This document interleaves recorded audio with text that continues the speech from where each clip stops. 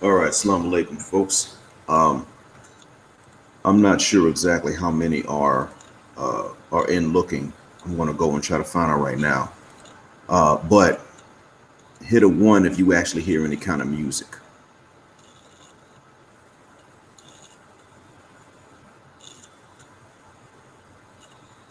It looks like there are four, five watching now. Okay, four without me. So if you can hear any music in there, hit a one. If you don't hear music, hit a two.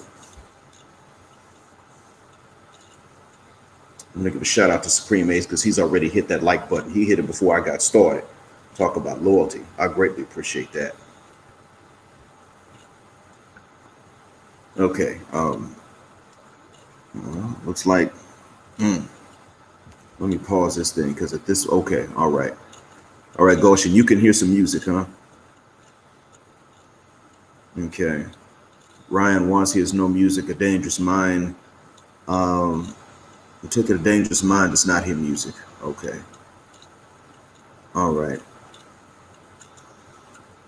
All right, so that means that I can hear it, but y'all can't. I was wondering how it was at Obsidian sometimes went live and you could hear music, but no biggie. Doesn't matter. To tell the truth, the message is the one that's most important. And I'm going to ask you all to hit the share button too. Go ahead and hit the share button. Send it to people that you know can benefit from this. I myself do have I do have something I want to be talking about.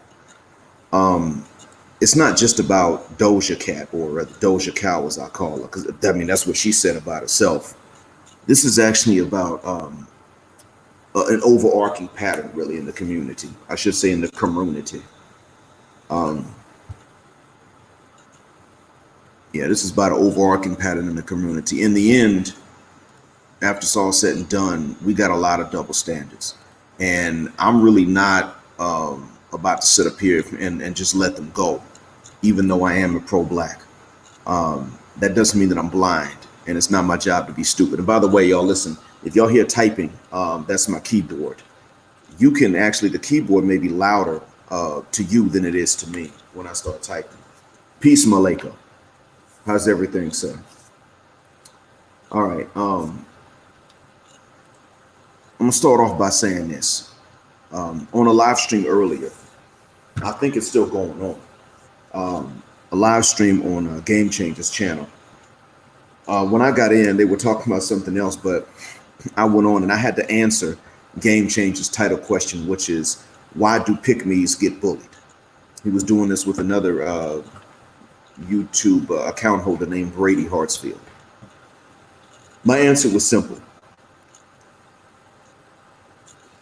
In a war, anyone that's fighting it is upset with members of the same demographic that aren't fighting with them against the target. During World War One, Americans were upset with other Americans that were against the war.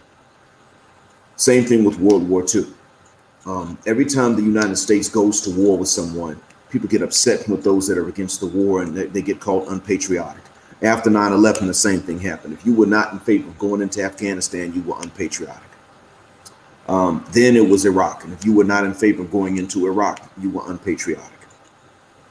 And that's exactly what a lot of these wicked witches of the West are like. Since the wicked witches of the West, that doesn't mean every Western woman, but since the wicked witches of the West are largely fighting a war against most men, like 87% of us, they're upset with the women that aren't fighting the same war.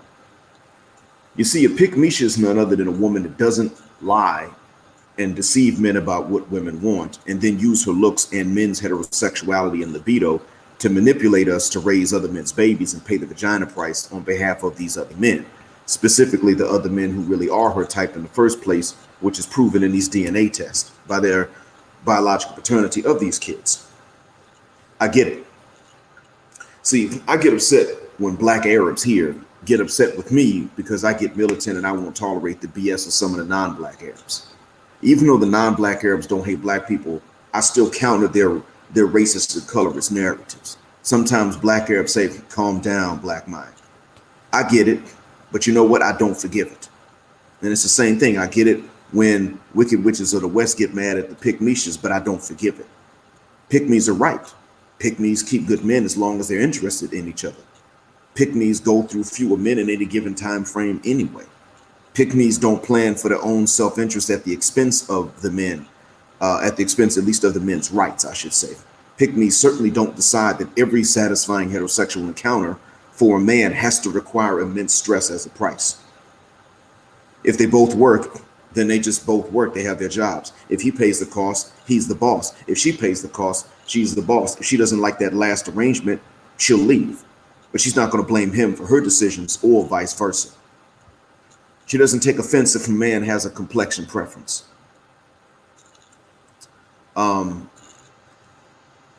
So she doesn't get offense. She doesn't get offended if he prefers lighter or dark-skinned women or women in the middle. She doesn't call him easy or a liar if he has no complexion preference. She doesn't lie and say she doesn't care what a man's build is unless she really doesn't care, and then turn around and blame men for not wanting a land well. Since she's not at war with the 87% of us that most women don't want for anyway, at war with us for our resources in exchange for worse treatment than she'll mete out to guys she actually wants in the bedroom, then other women are at her throat. And that's how she got the name Pick Me or Pick-meisha in the first place. See, when a Pick-meisha doesn't put up a picture, what do you expect the wicked witch of the West to say? Sapphire's going to jump in and say, oh, she just a pick-me because she's fat or ugly. That's why she don't never show herself, right?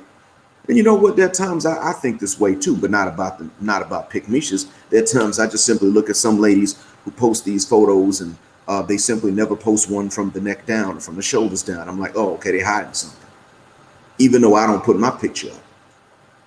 But see, that's because Sapphire's trained to not be sociable if she looks like anything, or even if she doesn't.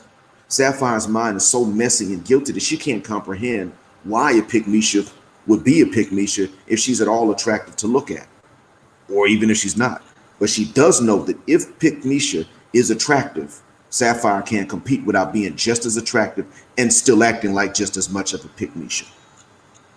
That's what we're dealing with, Jim. That's what's going on right now. Yeah, welcome, Cortez. That's what we're facing at this point. So I'm gonna jump to another topic right quick, but it's still related though. I've said before that because this is war, we're going to have some double standards. And the double standards aren't just for the sake of being selfish. We have to keep this in mind when we have these double standards. The double standards are a strategy for the sake of really just defending our interests from the wicked witches of the West. We don't have to necessarily defend much from a Pick-meisha unless you just don't know that she's really a Pick-meisha. And it can be hard to tell. You know, in the beginning, you really don't know who's who, and neither do they. I get it. But the thing is that one of the double standards is that they're allowed to defend themselves. They're allowed to keep secrets until they know you. They're allowed to use the fact that you're new and they don't know you as an excuse to hide things, as an excuse to not open up. You're not allowed the same thing. And I'm going to give an example of a double standard for you to defend, even though it's not applicable to all of you in here. Muslim women in the West have begun to ask, why is it that men get virgins promised in paradise if they get to paradise, but the women don't have sexual fantasies promised to them? Let me give y'all time to think about that right quick. Let y'all think about that question. What's happening, Sarge?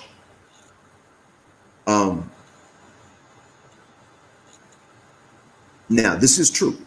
In our faith, yes, men are promised virgins of paradise. Men are promised, and there are descriptions of them in the Quran itself. Same age as men, big-chested women.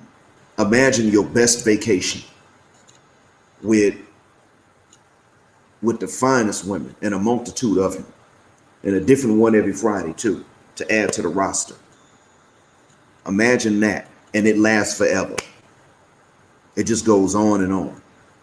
Inside of a house that deteriorates, inside of a house that actually self-improves on its own naturally, the way that a house in this world would just deteriorate over time if you neglected it. And that's what's promised to us. That's one of the major forms of entertainment in paradise. And the women are not told to expect something like that. Okay. And women in the West have begun to ask the question as to why. Well, there's an answer for that. I'm not making the answer up. This is something the scholars have said. The scholars have said, you're not promised to have these things and you're not promised to be denied the meal. We don't know what it is that's promised to you. God did not tell us what's promised to you specifically as women because, well, apparently it's your nature to be private about this. But the question betrays the privacy. Why would they ask that question? There's something that they want that they're not telling us. Now, that's even when you're not in the West. I will rip up the Wicked Witch of the West in a minute, and I do it without apology. I do it and sleep like a baby because my conscience does not bother me when I rip the Wicked Witches of the West apart. It bothers me if I rip up innocent women or if I don't rip the guilty ones, the Wicked Witches of the West. If I let them slide, that's when I don't sleep good. I wake up with nightmares. Oh my God, I didn't burn them enough. And I thank God for having that kind of conscience. Thank you, Allah. But the fact is, they're not coming with what they necessarily want. So you're dealing with a scenario in which Sapphire, Boom Shika, Bonquisha, Amber, Becky, and Karen as well on the other side of the color line. All of them from the West will lie to you about what they want. In the West, they would just outright lie. Y'all know this. Sometimes your own mothers lie. I was lucky mine didn't, but she couldn't fully describe everything because the vocabulary wasn't there. When she tried to, the vocabulary was not available. And my mother is the reason that I'm able to teach English at this point with proper writing skills and punctuation and capitalization and not screw it up. Yet this was one thing she did not find the vocabulary to describe. And I get it. Because when I grew up, there was no internet, let alone social media. So the forming of certain vocabulary and in the form of a specialized rhetoric for a field, well, that just wasn't there. I get it. My dad tried, the vocabulary wasn't there. But the women in the West outright lied, even to me, about what they wanted. And they lied to you too. Now, if they lied to you about what it was that they wanted, and then you leave the West, and they don't necessarily lie about it, they're just silent about it, which one is better and which one is worse?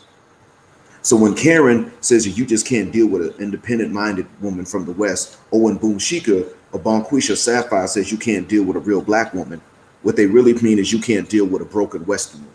That's what they mean. A wicked witch of the West. Because when you don't act like specifically the worst that they have to offer, that's when they start with this pick-me-sha stuff. But getting back to this double standard. The scholar's answer was actually very telling. Your question has betrayed the privacy that God was protecting. Now it's out. And I'm letting people know about this. I'm letting the Muslim guys know about this. Now, Sarge, to answer you, yes. We're not talking about this world, of course. But yeah, that's one of the things. I mean, then again, we haven't seen the homes that there are to offer. But, you know, you're welcome to join us. You're still welcome to take your shahada if you ever get so inclined. And Lord willing, you would then at that point be better than most of us because you would start off with a clean slate. And maybe you would get there before we do. Maybe you get there before I do and get to send me photos of the houses there and tell me if they can't live there and get along. But anyway, getting back to this. See, one of the things that I want y'all to understand is that even in a case like that, which is probably one of the most glaring double standards backed by a religious teaching, there's an answer for that. When you obey God, when you move through this world with any type of character and in any kind of morals, even in unsexualized societies, you deserve a reward like this, to be honest with you. Because if you look at what it is that they want and look at what they don't want to give in exchange for what they want, and you look at how it is that they have a problem with the way you were designed, but then they have a problem when you become something else, i.e. they have a problem with you if you're sexualized, and they have a problem with you if you're not sexualized. Either way, you're going to get blamed by them. So you deserve these rewards without the headaches. How much more so in societies like the West where we're growing up that are over sexualized? Do you then deserve these rewards after you've lived obediently and with a conscience? You behave with a character. Because in these societies, in order to behave like this, you got to go against the grain. You're not necessarily just walking uphill. You're walking uphill on a slippery slope against a mudslide going down. That's what that's like. Now, for me, it's easy because I know about fasting, but most of you don't know what that does for you. So in a case like this, they're still mad at you no matter how you act. And this is a society in which they themselves, the ladies, are so corrupted to the extent that they're not only unsuitable for commitment, let alone marriage, but they really don't deserve any sexual satisfaction in the first damn place because they're so dishonest about what they want. So then why would they make this kind of complaint? To show you another double standard that we need to be against, and actually flip it in the reverse, not try to do away with, but to actually reverse it. Let's take this whole uproar about Bronny James and his preferences. Why is it that the wicked witches of the West are concerned with a teenager's preference when he said nothing bad about other women to begin with? Aren't these the same women that are above ever dating somebody that young? Aren't these the same ones? See, when R. Kelly didn't even remark on younger women's preferences, eventually they went after him after a long time of not going after him. They were the main ones defending him when we guys were the ones saying, man, ain't he into, ain't he a little creepy? Ain't something wrong? I mean, he was in fact fraudulently married to Aaliyah, right? Because as the story goes from some insiders, he actually didn't register that marriage. But that's another topic. Point I'm making is the way they acted with R. Kelly, it's been inconsistent. They waited until somebody else's media started to go in on him. And even if you look at the last two girlfriends he had, when he was providing for them, they gave interviews and they said, we're straight. We're okay with this polygyny, and not that he was married to them, but they were like, we fine sharing him as a boyfriend. And we're not going to tell you what we do in the bedroom and how we make it work. And then he got arrested, and then money stopped coming, and now they starting to talk against him. But now the same crowd that's supporting these ladies is sitting up here saying that Bronny James has a self-hatred issue. Granted, I don't have the same preference as Bronny James does. But let's say that Bronny and his friend had a different tweet. Let's say that his friend was like, yeah, man, send me some photos. And Bronny said, I'm not putting photos up like that. I'm not trying to objectify anybody just yet. I'm still 15. I got a lot of time. Suppose he gave that answer. Then they would have been like, oh, see, that's why we can't find nobody, because they gay. Same ones would have been saying that. He could not have won for losing. And if he had put up pictures of more abundantly melanated women, he would have been shamed for not putting up pictures of big boned women, if you will, as they would call it. And even if they were thick, what we would call slim thick, but they weren't fat, not with a PH, but with an F, they would have gotten on him about that. Sergeant Willie Pete, this is the point you brought up a long time ago. In the end, bro, they're pretty much going to say that no woman is enough to justify. In the end, what they're going to say is you have a self-hatred issue unless the woman you are interested in looks like Gabrielle Sidibe when she played Precious. That's who we're dealing with right now.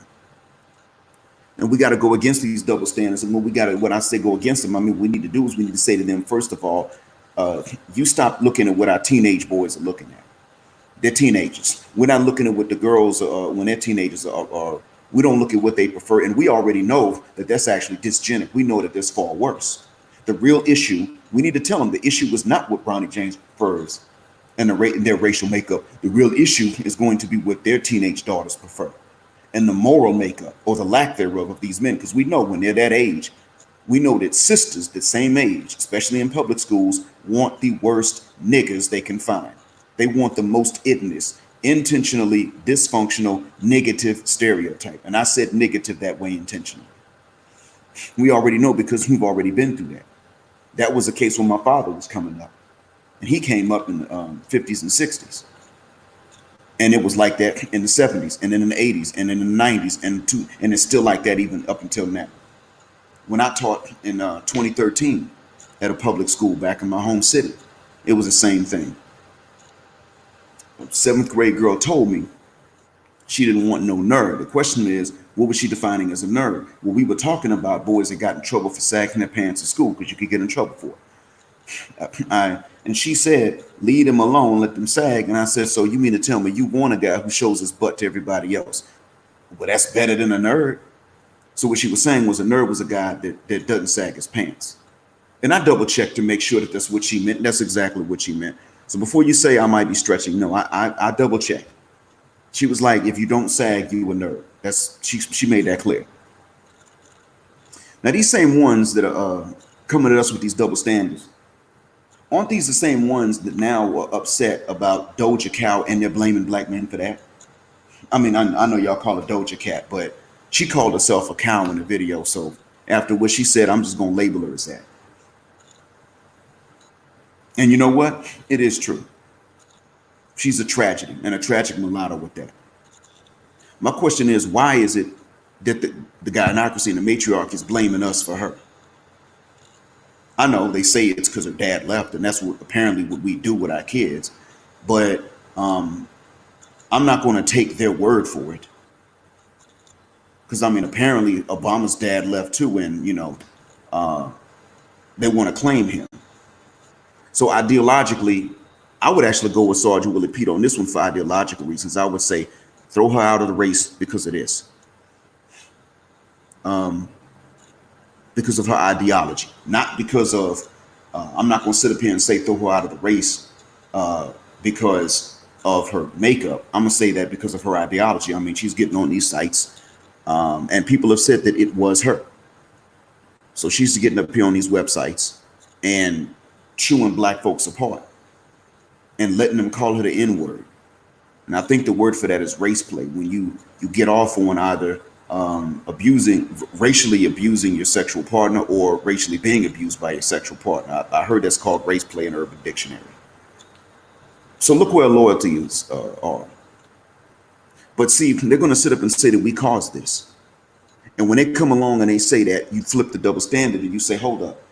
How do we know it was us? Because, for all matter of fact, make the assumption that until proven otherwise, her mother drove the man away. Her mother drove her father away. Make that assumption until evidence says otherwise. Because the CDC has already said that black men and Latino men are the most involved with their kids, regardless of the relationship with the mothers. Statistically speaking, I'm actually one of the lesser involved black fathers, and that's only because I have to live several nations away. If it wasn't the case, I'd be more involved. If you could meet them and ask my kids about it, that's what they would tell you when I lived in the States. I spent tons of, because they lived in different cities, I spent tons of money going back and forth between them cities to spend my time as equally between them as I possibly could. And I'm one of the lesser involved ones. So what do you think someone who lives much closer to their kids is doing for their kids, according to the CDC study? There's another thing, too, that the sisterhood and the gynocracy is saying. Now, after what Biden said to Charlemagne, the self-called God, because I ain't calling nobody God except God. But after what Biden said to Charlemagne, despite that BS, even if he was joking, the same gynocracy and matriarchy is saying you need to vote for him, telling us men that we need to vote for him. But see, this brought up the debate again about the crime bill that Hillary was in favor of, and that Bill Clinton was going to go ahead, later on was going to go ahead and sign in, the 3 strikes rules, putting federal sentencing guidelines on state judges in state courts.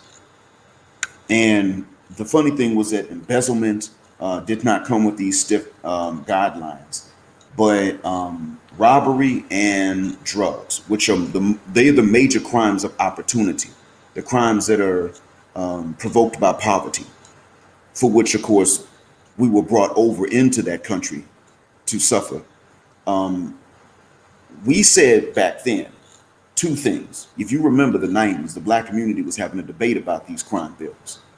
Now, it wasn't really about voting for Clinton. There wasn't really much of a debate. He played the saxophone and, mama said that he's black. And we were easily impressed. I remember that. Those were the days of Vanilla Ice. and he wasn't really that good, but we took it, we accepted it. So Clinton played the saxophone, and that was enough. But when that crime bill came up, before it got signed into law, when it was still being debated, if you all remember, there were those who said this is a conspiracy to lock up black men. And then there were others that said, if we don't have this, then the worst niggas in the community are going to run the community. Y'all remember that debate? Let me know, y'all remember the debate or not?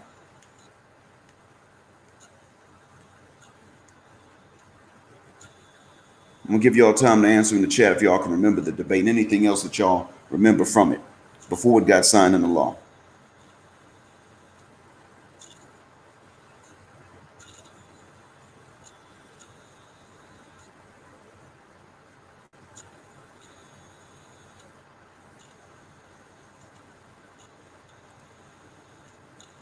I'm giving y'all time to answer them in the chat if you remember anything about that debate.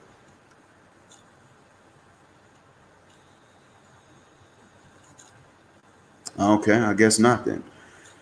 Well, I can recall the debate. It also tells me the age of most of you listening too. All right. So you had conspiracy theorists that said, no, they're just doing this to lock up black men. Then you had more conservative elements in the community that said, well, we need the worst ones locked up. Because if you don't have this bill, they're just going to keep on committing more crimes and coming out, getting out again. Okay.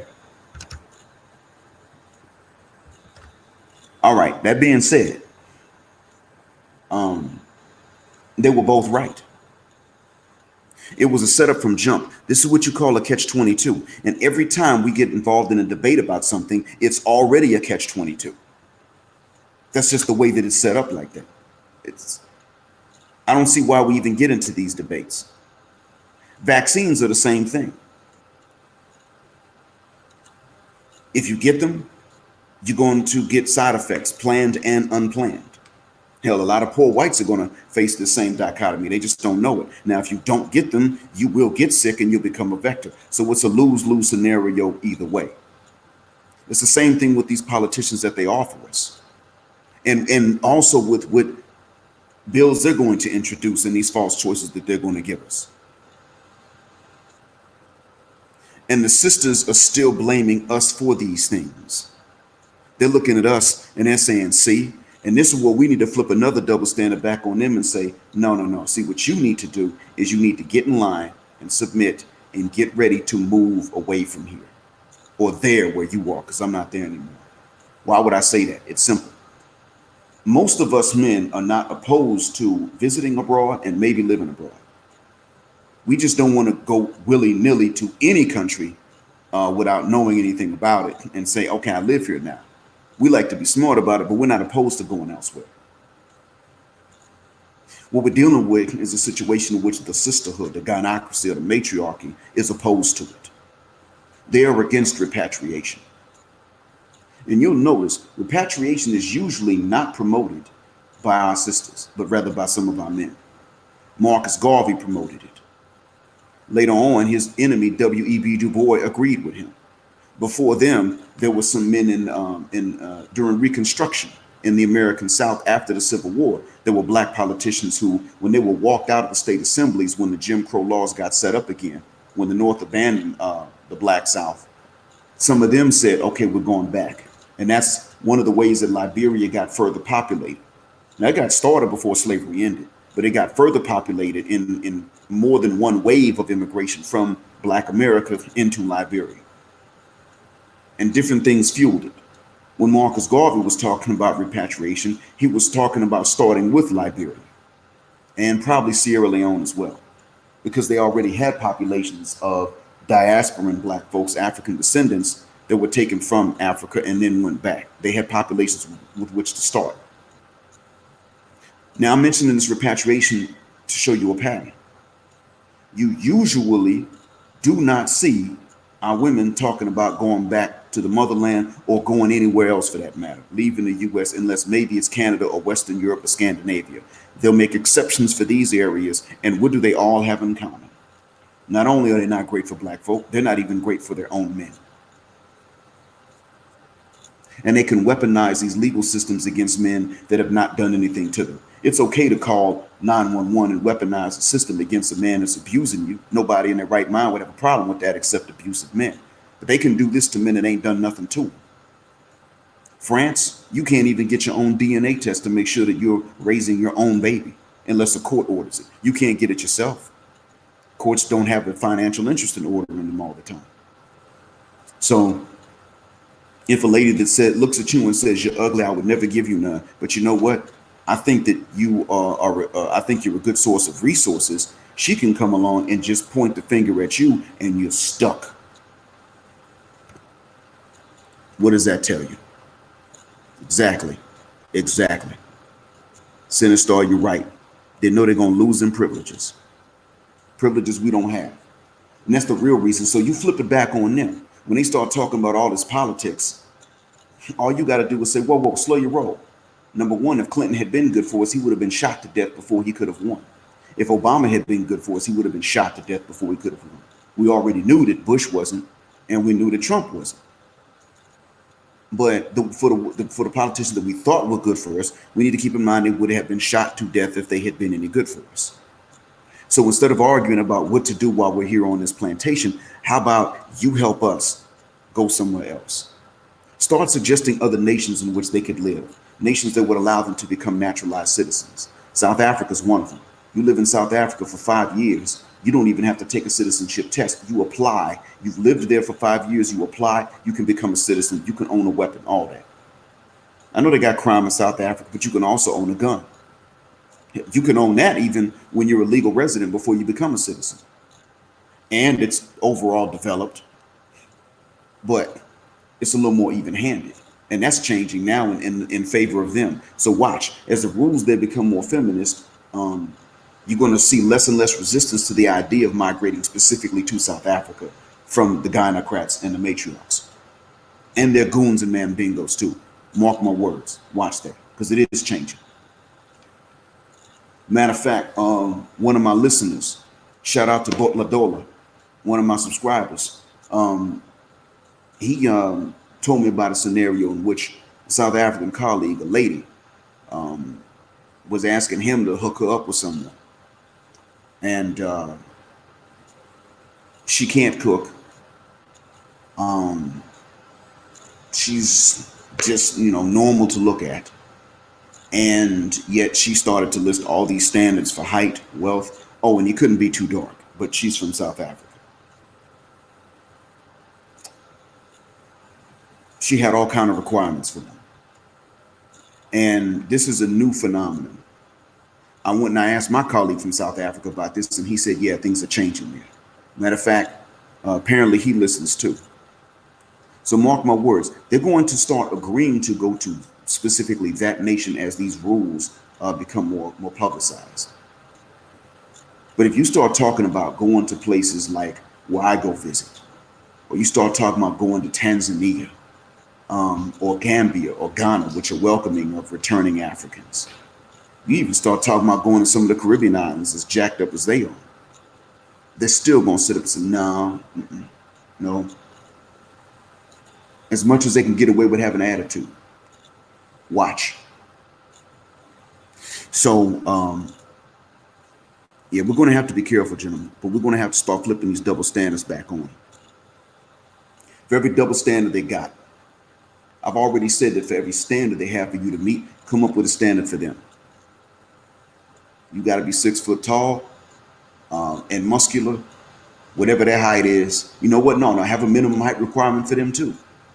And demand that they be in the gym. They can't have 10% body fat, and I think that's being nice. They got financial requirements for you. You say to them, okay, well, here's the deal then. Either you agree that we're going to shop at bargain places for everything, groceries, clothes, all of that, or you're going to work and you got to make as much money as I do. Which one of those two do you want? You can be a housewife, but everything's at a bargain. We're not buying name, brand new anything. Or you get your butt and get a job and you got to make the same amount. I've already said for every standard that they have, come with a standard. Now I'm telling you that for every double standard they have, come with a double standard. Because as I said before, it's a reproductive war. And the way that most of them are fighting it, it's as if they hate you. I can't think of another reason to even explain it really other than just hatred, contempt for you being normal. I wish I could come up with another explanation, but I can't. Yes, Sinister, that's right. The worst of the West is slowly leaking there. The worst it has to offer, not always the best.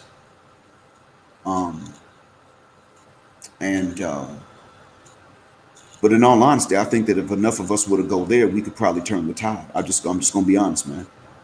I think we could turn the tide. There are other places I believe we could turn the tide as well. I'm pretty sure that in Southeast Asia, if enough of us went there, and there are those of us going, but if enough of us went with the mindset that we're going to stop this type of thing from encroaching, then we would be able to stop it. Because if we're there in person and we let them know that what they're seeing in the chat rooms is a damn lie, then and we let their brothers know, look, be careful what your sister looks at the chat room. And let the fathers know, be careful what your daughter looks at in these chat rooms. We let them know they're going to keep a lookout. Very much so. So there's some places we could stem that tide before it even starts. Because don't underestimate these wicked witches, gentlemen. Don't sleep on them. The pick-me's they're not the issue, but the wicked witches they're in the chat rooms. They know about us and what we're going to do, and they're in the chat rooms trying to ruin it in these places hopefully before you get your passport and a visa and land over there. That's what they're looking for. Some are already trying it in Malaysia, but fortunately, they're not meeting with a whole lot of success, but they're still meeting with some. I talked about in previous videos how a buddy of mine, he really went through it. He got some really bad luck. He wound up with one of the worst. But there's a name for her type. I think they call them coach bags. Because what they do is they shop for coach, or they're trying to get guys that can buy for them expensive coach bags so they can show them off to each other. So their nickname became coach bag or coach bag chase or something like that. There's a nickname for them, but they're not that common. Problem was he wound up with one. And that's what goes on in these areas. See, when this ideology, the toxic feminism takes hold over there, what winds up happening is that the wicked ones, the bad ones, as I've already said, they're more available. Women go through the same thing. The bad dudes are always more available than good guys to them. Because bad dudes, one, they don't have a limit on how many women they'll be with at one time, except for how many they can remember. If he can, in his memory, juggle 3 at one time, he'll juggle 3. If he can juggle 13, he'll juggle 13. He's a manipulator. He's a player. He's a bad dude. He's not going to be faithful. So consequently, he's available to more women. And it's the same thing with us. You got the bad ones, and they're consequently available to more men, but only on the condition that they can use you in ways they would never tolerate you using them. But in any case, the bad ones are always more available. But they're dealing with that over there. The bad ones are more available. So, if they're 5% of the population, there could be 25% of the men that wind up with some of them, short-term or long-term, whatever the case is. So, you know what? Sinister, let's talk about CJ King. Why not, man? Good point. Flip that on them too. They can brag about their accomplishments, but you can't brag about yours. Even if you don't brag. Fact is, they can talk about their accomplishments, and you're not even supposed to mention yours, where they can brag about it. No, shuck that fit. Flip that on them too. And you let them know, those accomplishments are good in the workplace. But in the bedroom, they don't mean anything. If they do mean anything, they're probably going to mean something negative. That's what you tell them. They don't mean anything. I'm the one that can brag about it because they're going to have to do with my ability to provide for you. Unless, of course, you're going to use your accomplishments to provide for me, or to at least relieve me of the responsibility of providing for you. They don't mean anything. Flip it back on them. I can brag about mine. but you can't brag about yours because you're definitely not going to use your accomplishments to take care of me. Definitely not. We already know they're not going to do it. And let them know, if you're going to brag about them, then you're going to have to use them to take care of me. Or we can both brag about them, but we each take care of ourselves. And yeah, they're looking for you to be humble. And that's when we flip it. No, I brag, you be humble. And here's another thing, gentlemen. I'm going to tell y'all one of the things that C.J. King should have said to them. He should have told them that they have to share him. Not only do they have to make approaches, but that they have to share him. That's what he should have said. Why would I say that?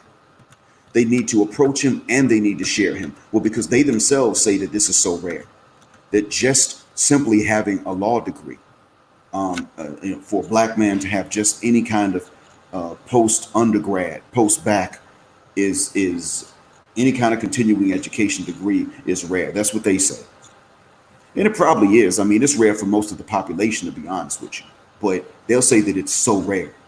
They can't find someone like that. He comes along and he says, okay, I've checked the boxes, as you say. I've done this. Now I'm the prize. This is already a man that they're going to have to share if they want to get him. Let them know.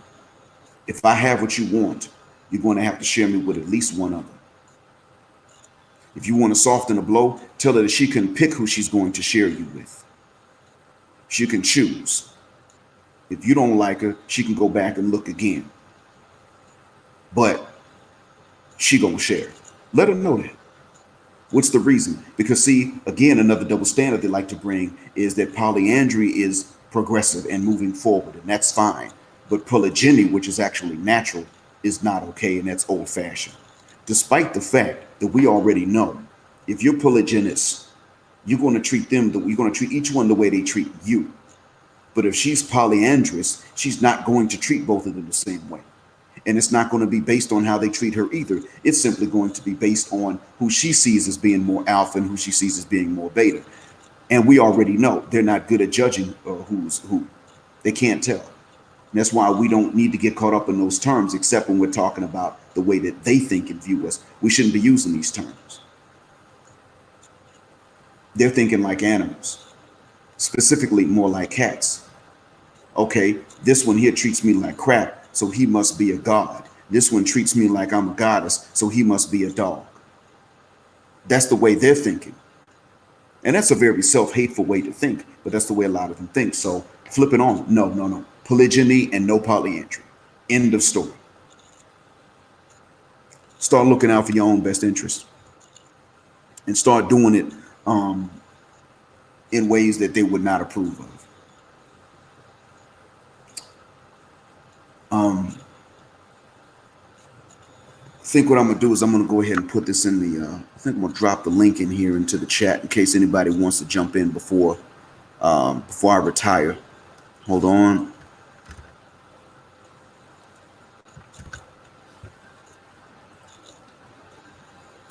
Now, most of your names I've seen in here, I know. So if somebody does jump in, and I don't know them, I may let some other folks I do know come on first. People are welcome to have their own opinions. That's fine. You may agree or disagree.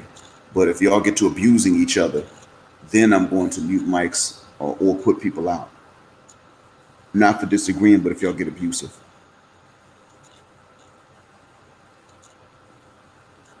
All right, I'm reading yours now, Star. Let me see. Yeah. Okay, this one here. This is my first time showing a comment. This is only my third time going live, so if I make any boo-boos, forgive me. I disagree on that one. Black women often know who they get with, have kids, but my slogan, show me her baby father and I will show you what she was on at that time. Well, the punctuation's a little off, but if I'm reading this correctly, then we probably agree on that. They know who they get with has kids, but there are now more than that are saying, okay, well, I'm gonna bring my babies with a package deal, but you better not have it. There are more than that are beginning to say this now. And that's why we probably need to flip that too and say, no, no, no. I can bring my babies, but you can't bring yours. And here's why. My manhood rests on me looking after my seed, not at your expense. But your womanhood is not called into question if you bring me the bills for these babies by somebody else. Especially when you look at the dad, like what you're saying, you see who the biological dad is, and you know, obviously I'm not her type. That's her type. Obviously I'm not. So, and it's okay to sit up and say that, and that's when you say, "Yep, gotta go, bye." So yeah, we might be agreeing on that one if I read it correctly. Um, and that's enough. That brings up another point too. It reminds me of something else. And this is very important, gentlemen. I said this before, but I get to clarify it in a summary in this case. Gentlemen, and I'm going to ask y'all to put a one in the chat if this has happened to you. How many of you have had somebody, whether it's in real life or online, say to you that if you're having trouble with the wicked witches of the West, it's probably you and not them? If you heard somebody say that, or shaming language like, "Oh, you just got a little dick," or "You just gay," or, but somebody's trying to put it on you, go ahead and put a one in the chat if this has happened to you. If someone's tried to say this to you.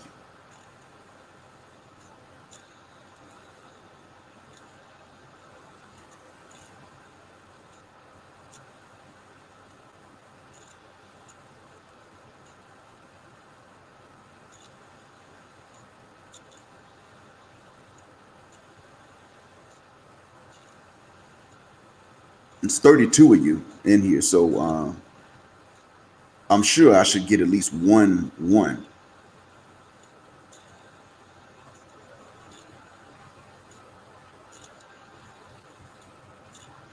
Okay, I see it now. A bunch of ones came in at one time. Malika, Malika said one. So, Mr. Mabani, it seems like a lot of people try to tell this to you. And the truth is, gentlemen, if we examine this honestly, when you're 13, that person that told you this might be right because you're 13. You still got to learn this. You don't know. When you're 14, you're still learning. Hell, even 17, there are going to be some things you don't know. But by 17, let's be honest. Is your game really worse than her game at age 17? Think about that. By 17, is your game really as bad as her game? Feel free to answer. At age 17, is your game really worse than her game?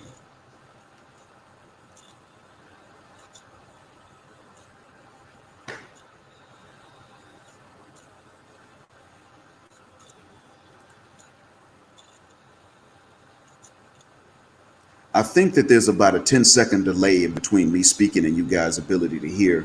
So if I ask a question and then you hear me waiting for a long time, the reason for that is that I'm just giving it time, giving the sound time to reach you guys so you can answer in the chat.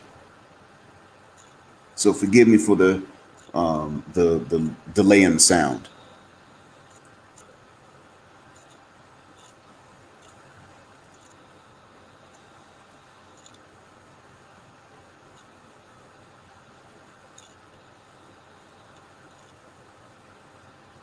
I'm seeing the answers now. I'm seeing these answers here. Okay. The question is, gentlemen, and this is something to think about. Why did we never think before to assess their game? And that's been our mistake. And see, we need somebody to go and tell these young cats when they're 13, for all the game that you have to have, you need to go ahead and be free to assess her game and not be ashamed of it. If you got to be smooth, if you got to say smooth lines, if you got to be able to mentally manipulate them to want to cooperate, and even just to, if you got to manipulate them to respect you, then what does she have to do?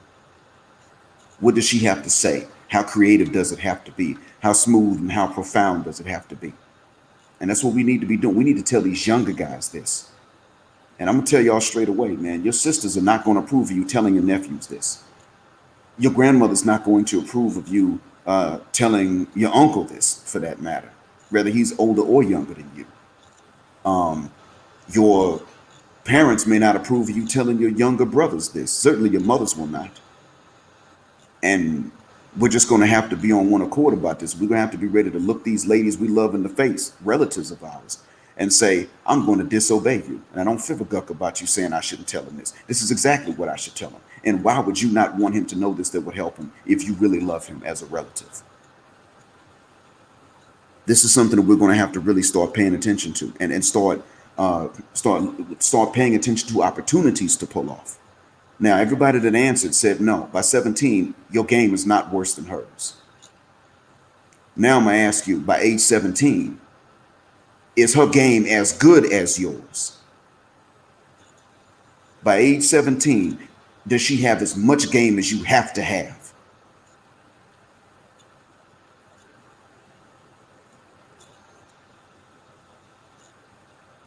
While I'm waiting on that, I'm going to go ahead and bring on WW. Um, how you doing, WW? Hey, how you doing, man? So far, so good. So I'm going to ask you for straight away, for you, while we're waiting on him to answer in the chat, for you, at age 17, was your game, or was her game even as good as yours by that point? By the time I was 17, to be honest, personally, I'm gonna say yes. At that time, I didn't have very much experience with women, and I feel like women naturally just, they don't really have to do much. Guys approach them, opposed to the opposite. You know what I mean? Yes. But at eight, Yeah, but let's say by age 17 or maybe 18, and it's true, most of us don't have a lot of experience by that age. They have far more yeah. than we do, and we now we're learning how much more experience they have by that age because uh, they've been with guys that are illegally older than them. But by age 17 or maybe even 18, um, was her game even as good as yours? Let's say if she had to approach you and she had to say some things that were profound to stand out, would she have been able to do the same thing?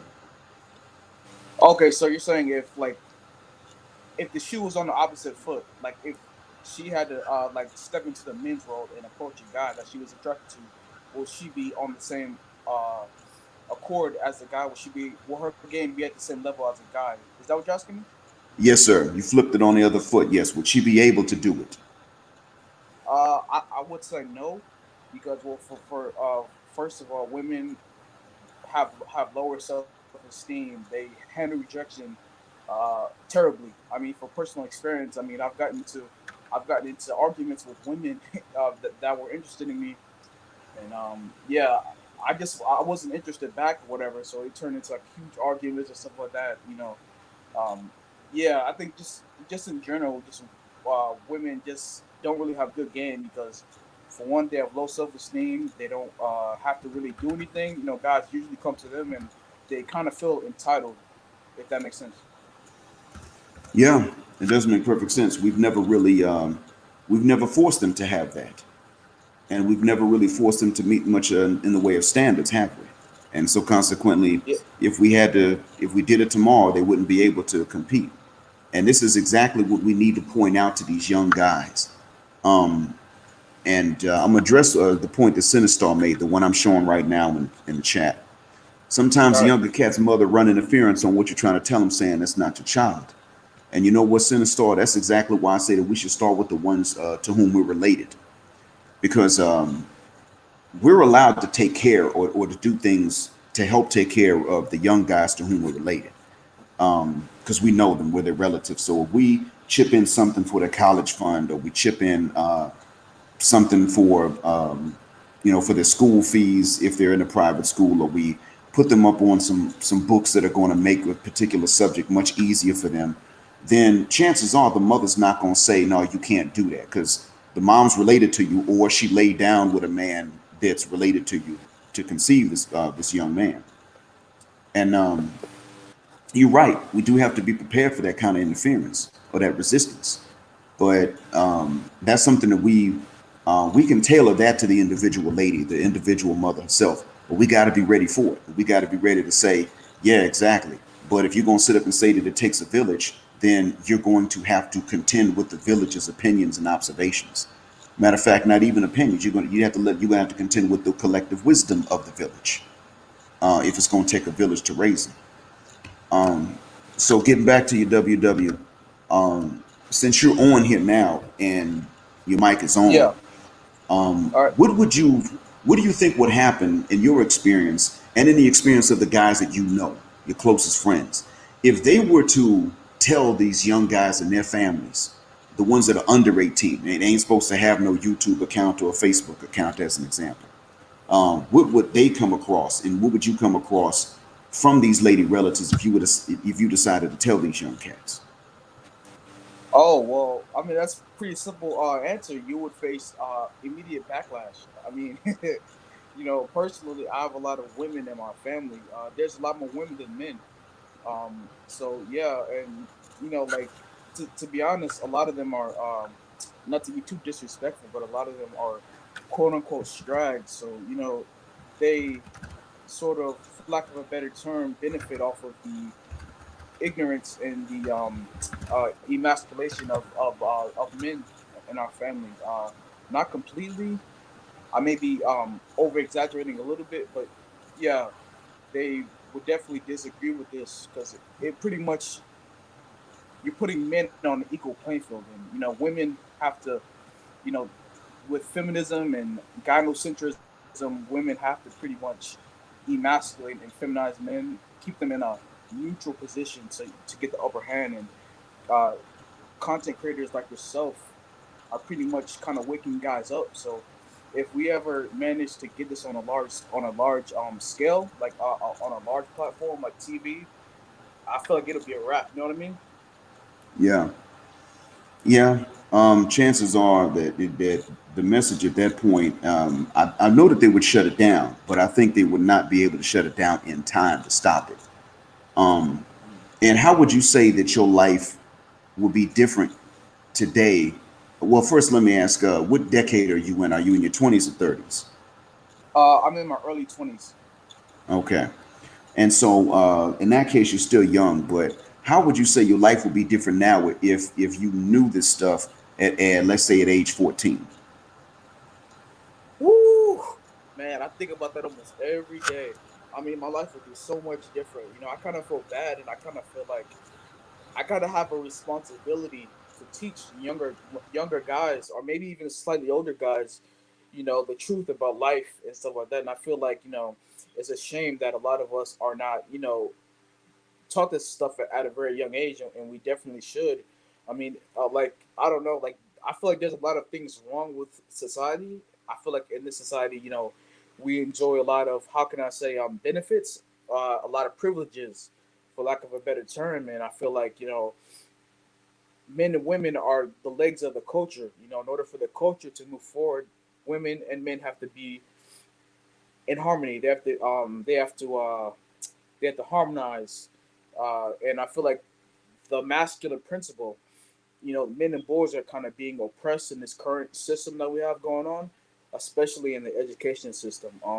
But yeah, I would have been a lot better off. I mean, I'm lucky I'm so young. I know a lot of guys don't realize this until they're in their 30s and 40s and stuff like that. So I appreciate guys like you, spitting game and stuff. You know what I mean? Yeah, yeah, I understand, and I'm glad it can help if it does. I was in my, Yeah. let's see, I think I was in my middle 30s when I started learning about this. Um, Mm. and the funny thing is, in my situation, and this is what makes it so bad, I began to understand a lot of this intrinsically at 18 and 19, some of it even as young as 17. I began to understand more, but I thought it was only my observation. And consequently, when I started to understand it, I couldn't fully explain it because, as I mentioned, a lot of vocabulary wasn't there. All we had at that point was the phrase "nice guys finish last." And truth be told, I didn't know that that was used to apply to marriage or just mate selection in general. I wasn't aware of that till I got to college. And then I started to hear the exact same ideas I had explained in words and confirmed when I was in my middle 30s. So it's almost been a decade since I learned about this. Um, Mm. almost, yeah, almost been. So if I had known about this, if I had known about this, and I knew that it was true, at least if I had known that others could have seen this at a younger age, I could also say that my life would have been much different. Certainly would have been much better. Um, and so one of the things you mentioned though was that generally they have less self-esteem than we do. Yeah. In your experience, have they ever tolerated low self-esteem in a man? Does a man with low self-esteem have a shot with them? I mean, obviously, yeah, but to a lesser degree. I feel like women are very good at picking up energy. You know, obviously men are more physical, so women are more are for lack of a better term, more spiritual. Like they're better at picking up energy. So obviously, if a woman senses that you're nervous, obviously that's going to be a sign of you having inexperience with women. So that's going to lower your chances with most women. Now you're still able to get women, but to a lesser degree. Yeah, Okay, all right, all right. So a man, if a man has low self-esteem, as far as you've seen, if a man has low self-esteem, he still has a shot with the ladies. yeah. Like uh a very slim chance. Okay, okay, I see what you're saying. He has less of a shot than what she would have with him. And Yeah, okay, that's what I've observed as well. I've observed that men have either less of a shot or no shot, depending on how many options the woman knows she has. And that's the other thing that's another double standard that we can get on them about. And that is, we need to ask these younger guys in the family when we when we start to violate the sensibilities of the family and provoke these backlashes. We need to ask these young guys, if you have to have high self-esteem, why is it that she doesn't have to have high self-esteem? That's one of the things we have to yeah, ask them. Because in reality, yeah, it's low self-esteem to be willing to take on someone with low self-esteem while they would demand that you have high self-esteem. It's a paradox, but it's there. And so we got to be willing to say that to these younger guys. I mean, I got to tell that to my son. And we got to say this to our cousins and our nephews, our younger brothers, some of us, our sons, uncles that might be younger than us. We would have to do this. It's of the utmost importance if we want to really force a change on the coming generations. Um, and I'll say this to some of you guys before you ask why it is that I would even focus on this and why I would even say that we need to do this. I'm gonna tell all of you guys what my reason is, and I've said this in previous videos before. Sister George, um, I think her first name is Danielle. Um, she said that black women in America are not going to change until black men start leaving. This is what she said on a live stream. And now, WW, do you know who BGS Ibmore is? Oh yeah, he's one of my favorites. Actually, Okay, cool, cool. He one of mine too. He was one of my major eye openers for about 2017, 2018, I'd say. Um, mm, yeah, he was one of the major eye openers for me too. And he's distinct because he brings the history. He's older than I am. He brings a lot of historical evidence to back it up. In some of it's anecdotal, like his grandmother, who was from Louisiana, I think, who was very independent but was not going after men. Um, and I'm gonna say this, Sinistar, you right. What you said, Sinistar, is a summary of it. What she has to bring is minimal versus what he has to bring. Um, but the thing is this, and to you all in the chat, chime in if y'all know who BJ Sidmore is. If not, say so when somebody else in the chat can tell you who he is, or somebody can put up the link. If I type that right now, the sound would be too harsh on the keyboard. It would be too loud for you guys. But she said this on a live stream with BGS Ibmore. And she said, well, we're not going to change anything until the men start leaving. She pretty much came out and told us this. He then said, well, if that's what it's going to take, then you need to know something. And he then told her that there were men that were leaving. Um, and he let her know about SYSBM and IBMOR. And then she came back later on and she said, "Oh, it's already gotten started." And BGS will tell you about this. So, gentlemen, to you, WW, to you, Free Will Defender, to those of you in the chat, when I say that we got to go after our younger relatives and let them know this, this is the reason that I'm saying it. Because you see, the young guys, they're not just making choices. They're making choices like Bronny James. They're expanding their horizons, so to speak. But they need to be a little bit deeper, and they need to understand really how jacked up it is. And I say this because when when we realize how skewed it is in the West, we'll realize that it's still skewed even when you leave the West. To a certain extent, it still is. And then that means that when these young guys do leave the West, if they go somewhere else, they will be able to challenge the assumptions that a lot of the women are going to make. Um, and they won't fall victim to the effery that might exist in a different form elsewhere. Because it's not only in the West you find it; it's just that in the West it's everywhere. It's pervasive. It's universal. All right, Free Will Defender, how you doing? Hey, how's it going? Can y'all hear me? You sound clear to me. Yeah, I can. Yeah. All right, cool, cool. No, I just seen that you were live, so I was like, shit, this is my chance to. I'm always listening to your videos when I get off work because I work nights. So since you are a different time zone, when you upload, that's perfect time for my ride home. So Okay, I'm glad it works out like that. You're in New York, huh? yeah, yes, it's the middle of the night, but that's all good. I'm on vacation, Mm. so I'm chilling. Okay, Uh, sweet. but yeah, I just jumped in to comment on I'm trying to catch up on what you guys are talking about, but trying to get the gist of it. But I've been noticing a lot, especially the few of the streams, it's just a lot of us trying to explain to these women what's going on, and it's like we're speaking two different languages. And I find that a lot of times we get on the treadmill and we just repeat ourselves, repeat ourselves. And they're just like, oh no, that's not it. And then, it takes us 2 hours to get an inch in terms of trying to get them to get our logic. And so after a while, I mean, get tired of it. It's just like, hey, just gotta let them go at this point.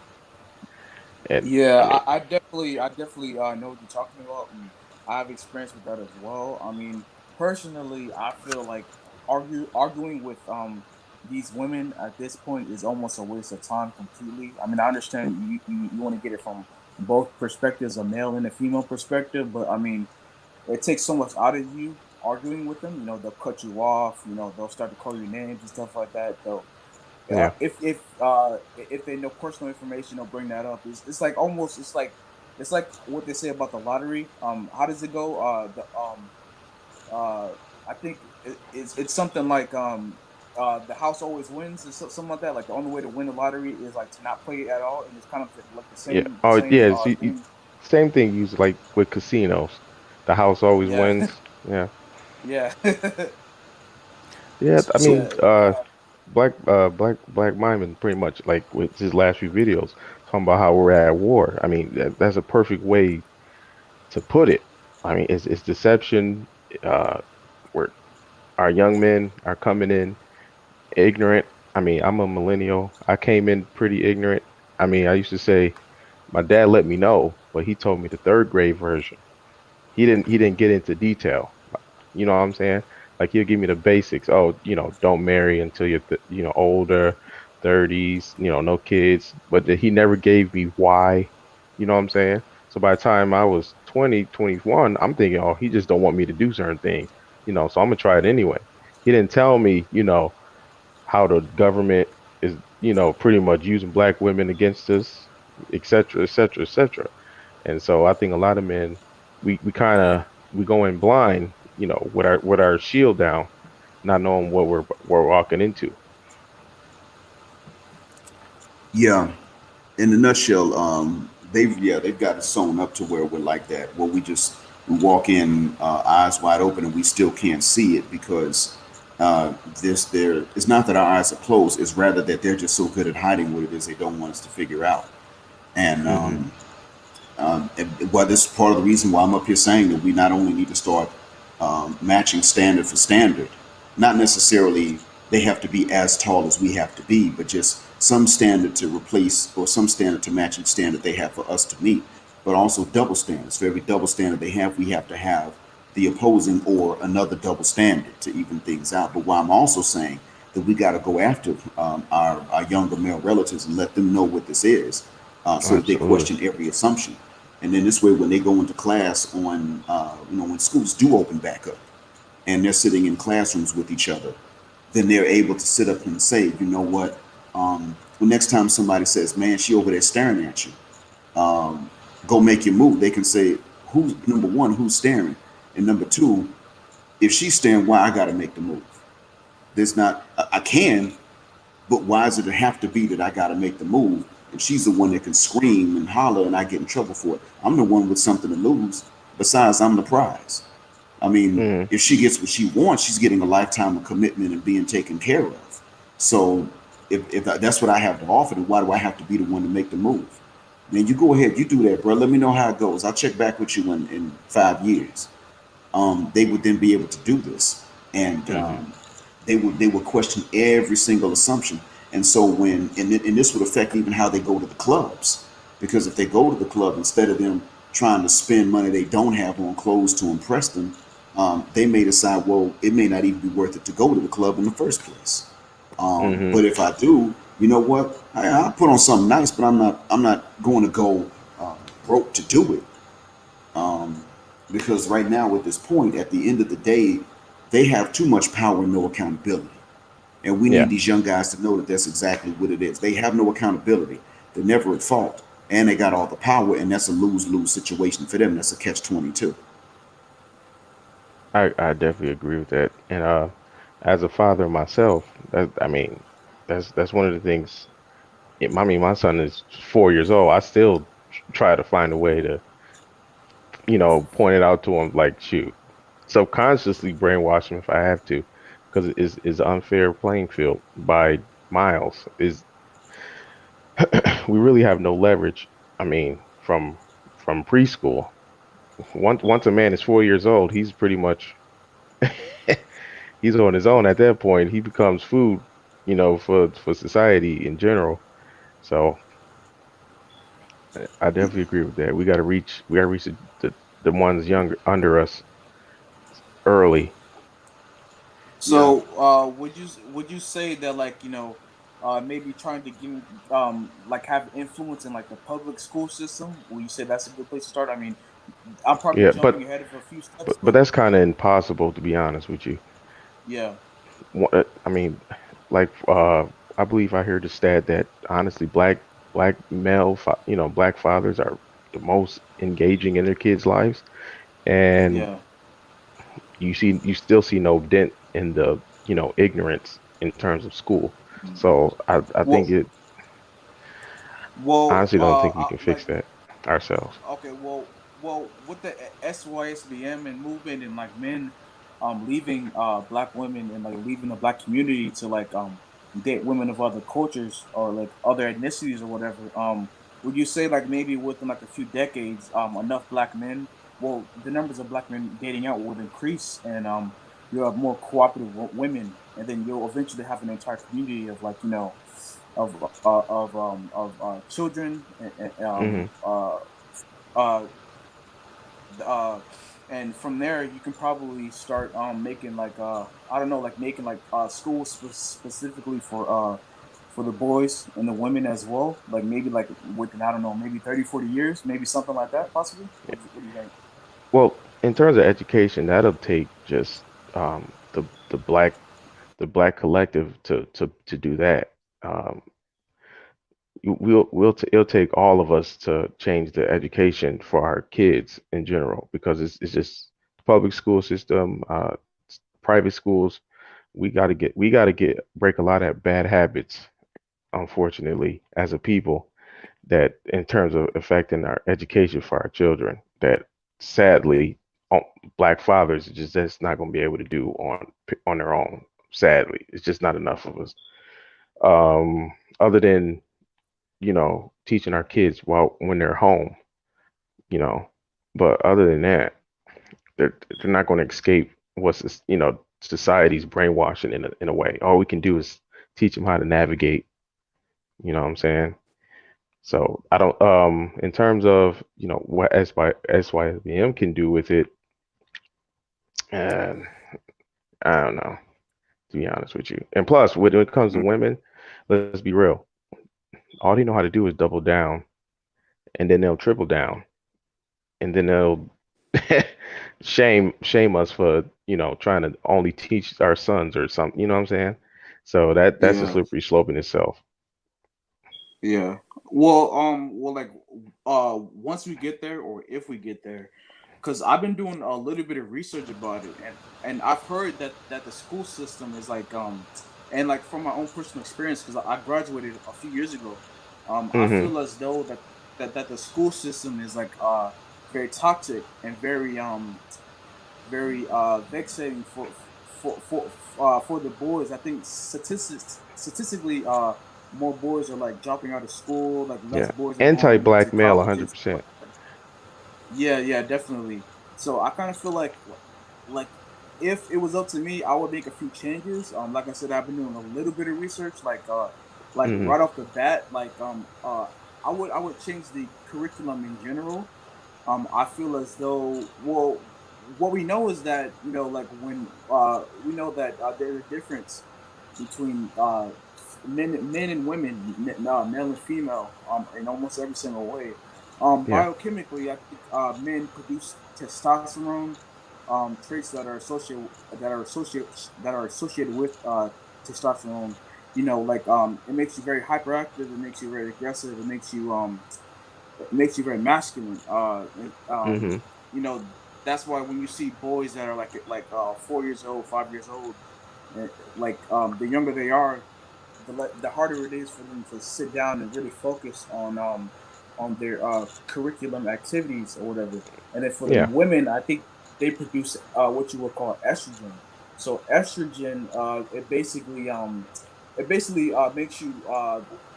makes young girls more tired, more sleepy, kind of a little bit, and it's easier for them to focus. Uh, Hmm. with that being said, without getting too much in depth with it, but basically, the school system that we have now benefits the females more than it benefits the males. Because if I take a female and a male child, and I tell them both to sit down and say, "Hey, sit down on this in this chair. We're gonna learn about whatever. You're not allowed to speak. You're not allowed to move. Just raise your hand. And if you have any questions or Hmm. anything like that, raise your hand if you have to go to the bathroom or stuff like that. That's going to benefit the female child more because, again, she has estrogen, which makes you very calm, very sleepy, very docile. Well, not docile, but you pretty much get it. And if you're a Hmm. boy, it makes you very masculine, very hyperactive, Yeah. because you I have get the gist of what you're saying. testosterone. Yeah. Yeah. No, I mean that's a part of it. I mean, it's a piece of it, I should say. But I mean, because like I said, you just gave a great example. A 4-year-old boy, he's not about to sit down and have you teach him 2 plus 2. It's just not going to happen. It's just not. Yeah, You know what I'm saying? So, like you said, I mean, for example, again, I'm a father. I have son. Thank God I have sons. Um, my son is 4 years old. He came in. He's already reading. I taught him how to count. I taught him, one. He knows 1 plus 1. He might not know it, but he knows that the answer is 2 because I've told him. Things like that. He's ahead of those kids by miles. But mm, the first week, the teacher said that she wanted him to be evaluated. You know what I'm saying? yeah, Even though he's the uh, only child that can spell his name in the classroom. That they don't care about that. They care about can he sit down, like you just said. All they care about is that he's moving around too much. Not that he's the only one that can read or count to 30. You know what I'm saying? So in terms of yeah, that, I agree with you because the female 4-year-old will probably sit down or at least be quiet. The yeah, boy, I mean, whatever race he is, he's going to move around. So I mean, it's a good, and plus you add on top of that the black stereotype, and instant failure right there. So Yeah, it's exactly. And yeah, and I've been like I know a little bit more about it as well. Like personally, I feel like as though the boys and the women and the girls should be completely separated. yes, Now I which definitely now support that which 100%. yeah, exactly. Now the degree of which you separate them. I guess personally, I feel like the more you separate them, the better. I mean, obviously, Yeah. biochemically, they should be separated more based on that. But hmm uh, but Private schools, if private schools are a good yeah, example. They're all boys or all exactly. girls. Perfect example. Yeah, exactly. But I feel like they should incorporate that into like in the public schools as well.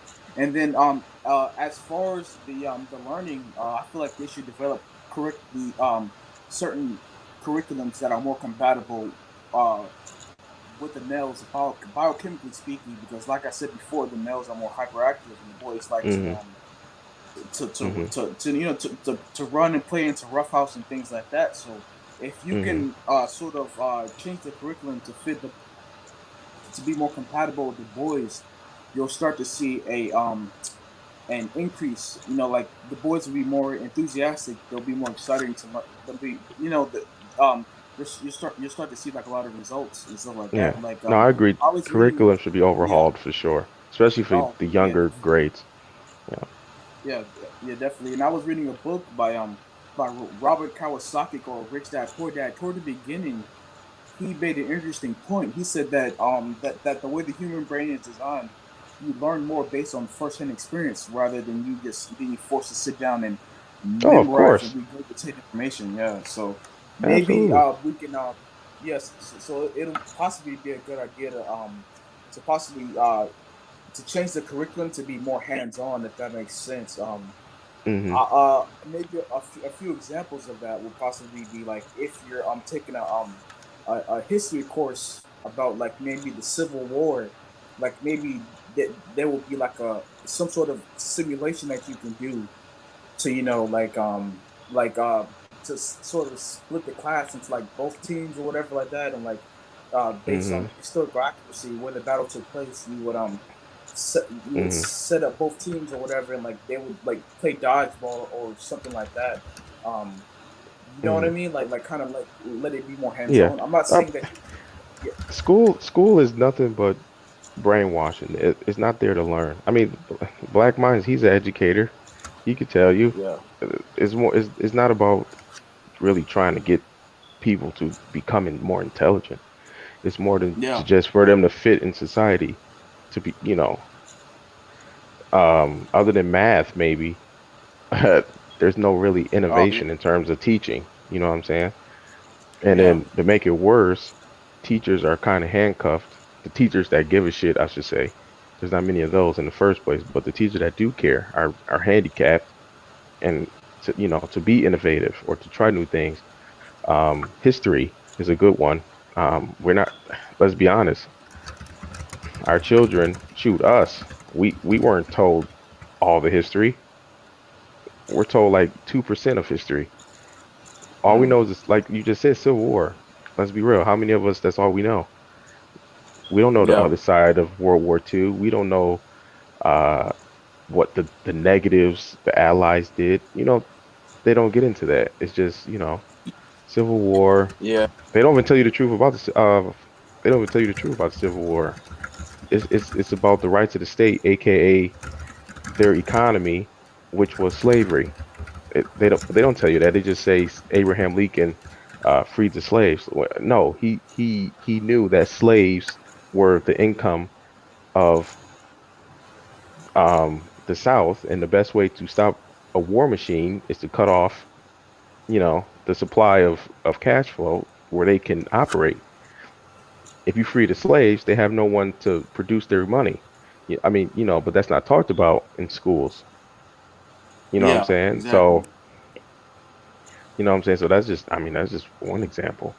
So, I mean, the Yeah, education problem is a lot bigger than black males are looked down upon. I mean, it's a big problem, and America Yeah. could care less, to be honest. So, Yep. One thing about education is that oftentimes, and I noticed this both in the States and also here in the Gulf, but to a different degree in the States, I noticed that they do design it to where teachers who care the most about sparking intelligence would be the most frustrated. And so then they would have to absolutely, leave the field. They do set it up that way in a very slick way, but if you realize that if you simply start off with the mindset that somebody wants to dumb the kids down, give them skills but dumb them down. If you right, start off with that, then you will realize, yeah, it's true because that's going to be an interest that's always protected. And in private schools, I'm not really sure in the states. I mean, I guess it depends on which one. But in public schools, they're definitely trying to do that to both genders, really, yeah, to black and Latino kids, really. To be honest, which in other words, what I'm saying is they're not only going after the black male, but they put a priority on the black male, dumbing them Yep. down. And there's another thing too that seems to work against that. In Atlanta, there was a middle school that decided to go ahead and separate the genders. Now, they couldn't Mm. do it with the students that were already in the middle school and had been in co ed classes. They weren't going to hmm, tolerate being separated from each other, the boys or the girls. But what they did was they inaugurated it with an incoming sixth grade class.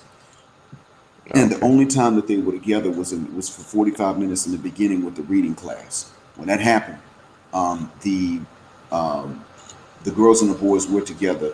But in all honesty, this was sixth grade, so the girls were actually more interested in the boys, but they wouldn't show it, they wouldn't admit it. yeah, However, later on, then for every other class, they were separated. The girls had a different part of the school they were in, down the hall, but they were there. And what I noticed was that during every break time, the boys didn't really go down to the girls' end of the building. It was the girls that would come down to the boys' end of the building and catch up with their friends. And so, hmm, with the boys, actually had a lot of anxiety removed at this point. And plus, they had male teachers too. The females were teaching females, and males were teaching males. And so, the very male interesting. teachers, oh yeah, and the male teacher, the one that I was his student teacher during the practicum, but um, he said to the boys, um, when the girls come down this end of the hallway, be nice, but don't let them distract you because you've got years to focus on them. First, you got to get your skill set together. And the funny thing was that he then, as his students, they took it to heart. And what happened was that the girls' reading scores had already been okay previously, but this raised the boys' reading skills, the boys' reading scores, and then other scores Yeah. began to rise up over time. And so by Absolutely. now, I'm pretty sure that the school has been where they've had them in separate classrooms. I'm pretty sure they've had them in separate classrooms now for God over a decade, maybe, hopefully. But when I went from the sixth grade to a seventh grader's classroom, I saw, oh my God, what I saw was like night and day. It was co ed. The boys, the girls were terrible, and the boys had to be terrible to impress them. And so you saw how they were lost at this point. There was nothing you could do. And hmm, then after that, I went and I taught in a middle school later on, also in the Atlanta area. And this was largely Latinos. And the same thing happened in that school. So when we black folks think that we're the only ones that have some of these problems, we really shouldn't assume that we're the only ones that have them. We may be the only ones to have a problem to this extent, but we're not the only ones to have the issues. In a Latino high school, um, they were largely well behaved, but one of the boys told me that the other boys were not doing well because doing well in school would make you the last thing any of the girls wanted, even the girls that were doing well. But I was hmm, only there for a semester. Then I taught a little longer than that in a Latino middle school, and I saw the same thing in a Latino middle school. Um, it was the exact same thing. The girls that, even the ones that were smart, didn't want a smart dude, and a lot of them were hmm, also being raised by single mothers. And so it was so bad that the boys who had two parents still had to act like the boys that were raised by single mothers whose dads were in jail or hmm, been deported or were dead. They had to act the same way. in order to not just get the women, but even just to be left alone, they had to behave the same way. And so I suggested that they split the boys and the girls up, but in that particular county, you didn't have the same kind of blacktivism that you have in the city of Atlanta or in Fulton County. Mm-hmm. So they said that idea is not going to fly. And so consequently, we're seeing where when we do these things, we actually move past other communities to a certain extent, Mm-hmm. unless the community is one of those that was cherry picked by U.S. embassy.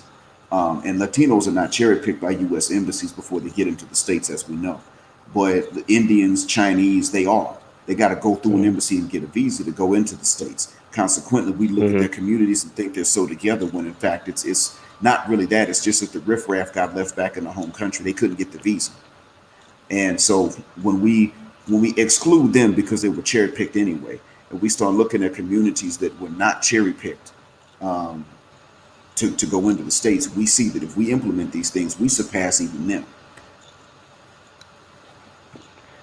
And I totally believe that because especially in our community, I mean, we're so programmed on both sides that just separating would solve a lot. Yeah, So and I totally believe and it. yeah, and I kind of feel like the education system, it kind of works on destroying the self esteem of young black males from a very young age as well. You know, putting them in special ed. You know, you have Mm-hmm. teachers emasculating them and stuff like that. You know, Mm-hmm. obviously, like you said, male teachers are obviously like studies show that the boys learn better from male teachers and the girls learn better than female teachers, and Mm-hmm. like most of the teachers now, I think like what is it like I 70% is like female or something like Yeah, that, or I I I don't have I the have firsthand. I can speak from firsthand experience. I learn yeah, me better too. from males. My math Yeah. is my weakest. I was getting B's with a male, and he was a substitute teacher. So that's 100% accurate.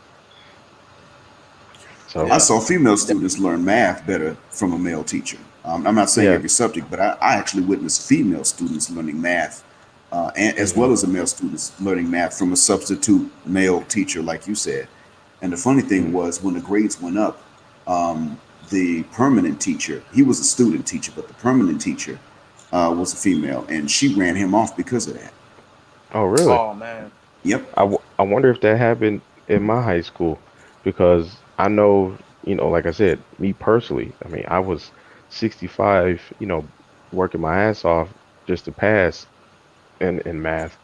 And as soon as he was there, I think my teacher, she was having her child. He was a substitute. 2 weeks went all the way up to the 82 average before she came back. And I mean, I was, 13, 14 years old, screaming like, please, please, can you stay? You know what I'm saying? So I wonder, I'm interested if he didn't, become a permanent teacher because she said, oh no, fuck that. He can't take my spot or anything. So that's interesting. Never thought about that if that was the case. Because I Yeah. remember I never seen him again, not as a substitute or anything after that. Mm, Um, yeah. you So know, that's another thing that interesting. happened. I never thought about that. Well, that one thing that happens in education, believe it or not, is that oftentimes when young black men go into education, their opposition does not necessarily come from everybody else. A lot of it comes from specifically the veteran black women. Um, Mm, I saw, like in the case of the math teachers that I mentioned, this was when I was in high school, and she ran him off. Of course, the grades, all the good grades were gone at that point because she didn't even let him turn those good grades into her for her to factor them in. mm, And I remember that because my dad wanted to fuss at me about the grades, and I said, "Whoa, Dad, we had good grades. All of us did actually." And she ran that teacher off, and she wouldn't take the test papers. And she said that, well, my dad was saying, "Well, whose fault is that?" And I said, "Well, I'm not taking the blame for that, Dad. I mean, he told us that she ran him off and wouldn't take the test papers where we did well because he was explaining it." If she ran him off, Mm. I can't take the blame. She broke down the grades that we had before that point. We're stuck with her now. We're back to not understanding. So she jumped on this black man and ran him off. Now she was a bit crazy. She would have done that even to probably a lady teacher. But when I Mhm. became, or when I was studying to become a teacher, um, that was when I ran across this, and in the Atlanta area too. Um, I Wow. found that I found that it was a similar thing. I picked a history teacher. She was African American. I sort of, and she was a veteran. I looked at her as a sort of motherly figure, really. Mhm. And her special education co-teacher or assistant teacher, because you have inclusion now. You've got special ed kids in regular classes. So she had an Yeah, it's assistant like teacher that in New just for York. them. And so she was, I saw her as the same thing. Well, it turned out, they were both single moms and they were ripping up everything I did. And it took a white professor from my university to defend me to them. And when they were ripping me Wow. up to her, I just happened to come around the corner and walk in on them. And then she said to them, "Let me holler at him right quick and get him straight." That's what the white professor said. She pulled me off to the side, went to the library with me, and she said, "Look, they might be right, they might be wrong, but I'm gonna tell you straight up, Black. Oftentimes, when a black male has black female teachers, especially if they're older, they don't support them, and I don't fully understand it because they'll be the first ones to say that they need you, but they don't support you when they got you." Another black male student from the university is going through the same thing. He was another student teacher. He was from Ghana. He got an African American head teacher, a permanent teacher. She was telling him to be more submissive, and Wow. my professor from the university was telling me all this stuff. So she said, "I'm going to come in one day next week. Now I'm not going to come in Monday. I ain't coming in Friday, but any one of the other days I'm probably going to come in." And she sneezed out Thursday, right? Mhm. She did the sneeze. She's like, "Hey, Thursday, I need tissue." She was doing that. She was letting me know, and she said, I'm gonna bust in. So whenever I do come and act like you ain't knew I was coming." And she did show up on Thursday. And so when she showed up, she found that these two teachers were breaking the rules of everything. I was not supposed to be in there by myself. They didn't tell me, and they left me by myself. I wasn't supposed to be alone with special ed students. They left me alone with special ed students. And then when they Hmm. came in late, they were questioning everything I was doing and interrupting the lesson to question. So, and she was sitting up there, this professor of mine, who, white professor, and probably was not even interested in men, if you will. And she was Mhm. defending me, this militant black man, um, from the slander of two veteran lady teachers. I'm just saying that to say that you come across this when you're a teacher. You come across this, and you don't always come across it from white folk. You come across it from older veteran African American lady teachers, usually female Mhm. teachers in general. And sometimes you come across this from sympathetic principals that are males too. Wow. And so, yeah, they really do want to take the black masculinity out of the education. And what they do too is when they do get black men, the black males, what they put them into things like it's funny because they'll actually allow them to be administrators, like assistant principal or principal, Mhm. but they'll do that. They're going to put them at the head of any bad discipline environment. So if it's a bad school or a bad class, a bad school, you can be principal because the school is bad. The kids are bad. They got guns and knives at the school. They fighting teenage pregnancy. Yeah, you can be principal there. Here's a Mhm. bad class. You can teach this class. That's what they do. And so they actually give a lot of black male teachers the worst scenarios, assuming they can handle it. And that's how it's set up against black men when you go into it. And I mean, this is the first time I've ever taught and kept the job for 6 years. Okay. First time I had to leave the United States to do that. Um, Now, I had to scare some kids. Don't get me wrong. Even when I got here, a little better when Arabs, some of them, they thought they were slick. They thought they were too cool for school. Same as what you see in the hood. Mhm. But when I took my shirt off the first day and I called one of them, I said, "Hey, you want to control the classroom? Come up and control it by force." I called them out. And the other students Mhm. told him, "Don't you go up there and fight that bald headed black man. Just shut up." And but the thing was that I only had to do that once, and after that, everything was fine, and even he was fine. Mm-hmm. Um, and so that's all it took. But nobody was coming at me, coming after me. Nobody pegged me as soon as I got there and said we're gonna get this black man fired. That wasn't the case here. Mm-hmm. And so I would say that black men really do make good teachers. We're seeing that here. Oh, We're the that's ones that don't have okay. the problems that the other teachers have. We're the ones that we go into a classroom and we're the ones that we learn the local languages faster. Our culture's more similar. Mm-hmm. We don't certain types of boo boo that we don't tolerate, and like what their fathers wouldn't tolerate from them, we naturally don't tolerate from them. And Mm-hmm. so we do tend to do better here. And when some of these other teachers from other countries come along, like some maybe teachers from India or even from some Arab countries that are not Gulf, they come along and they say, "Well, give the students what we want." It's usually us that say, "No, give them what Right. they earn, or write down what they earn." We're the ones that usually say it. No, don't let that little bastard cheat. It doesn't matter who his parents are connected to, and so we actually do better. But the Mm-hmm. system is not set up for us to fail here, and that's the other Right. thing.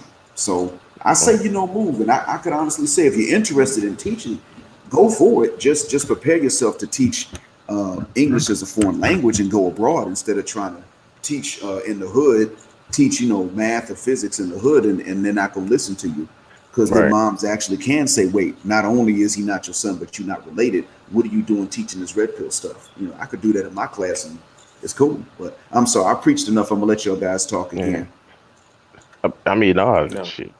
That's what we need, that information. Concerning the male teacher thing.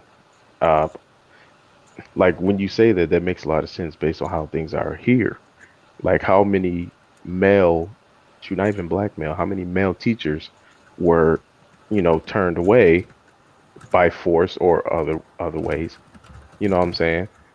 And they said, no, fuck that. I ain't gonna teach these kids or, help in the school system, or you won't let me. It brings up an interesting point. How often that happens, who knows? Obviously, more than Yeah. I've ever thought would have, because I, if if there was some kind of government bill that said, bringing an influx of male teachers, I would be a damn cheerleader for that because I think that is desperately needed.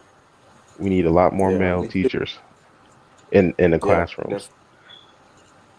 And Yeah. So uh, so so like um I kind of feel that, like, the men are basically the pillars of society. Like, we're the ones that kind of build everything. We're the ones that bring structure and order. So this attack that they're having, uh that's going against all the males, I feel like, as though at some point, sooner than later, our society is going to collapse. Because, like in other parts of the world, like in Dagestan, like in Russia, like parts of the Middle East, parts of Europe, like a lot of like cultures like that, they allow men to actually be men. Where in the West, men are being more effeminized. Eventually, what's going to happen is you're not going to have any of the males smart enough to uh, to um, to be architects, be engineers. Uh, the men are going to be too effeminate to fight in the military, and we're going to get overrun by one of these other countries. And yeah, we're pretty much going to just be like everybody else. You mm, know what I mean? yeah, it's pretty up in the air what the hell is going to happen, and especially in terms of this country. Like you said, in a way, this country as a whole is really sabotaging itself. Um, I don't know if they're still hanging on to that World War II reputation or what, but at this point, we're really imploding from the inside. Our Yeah, kids aren't definitely. aren't aren't learning shit. Um, it's not being enforced to learn. I see, like I said, I'm a father. Um, it's they some in some way they try to dumb your kid down, like they tried to do it. Like, you know what I'm saying? And it's really sad. It's like how dare you be intelligent? Like my son, I know the day's coming where he's going to tell the teacher you're wrong. I know that's not true. and he's instantly just going to become like a a 12-year-old felon in that school because I refuse to allow him to, become a sheep, for lack of a better term. But the school system in America is pretty shitty to say the least, Yeah, yeah, definitely. and it's And even like, worse. It's even worse for black males, because, like I said, from the beginning, and black mind, you from Georgia, so I can only speak for New York.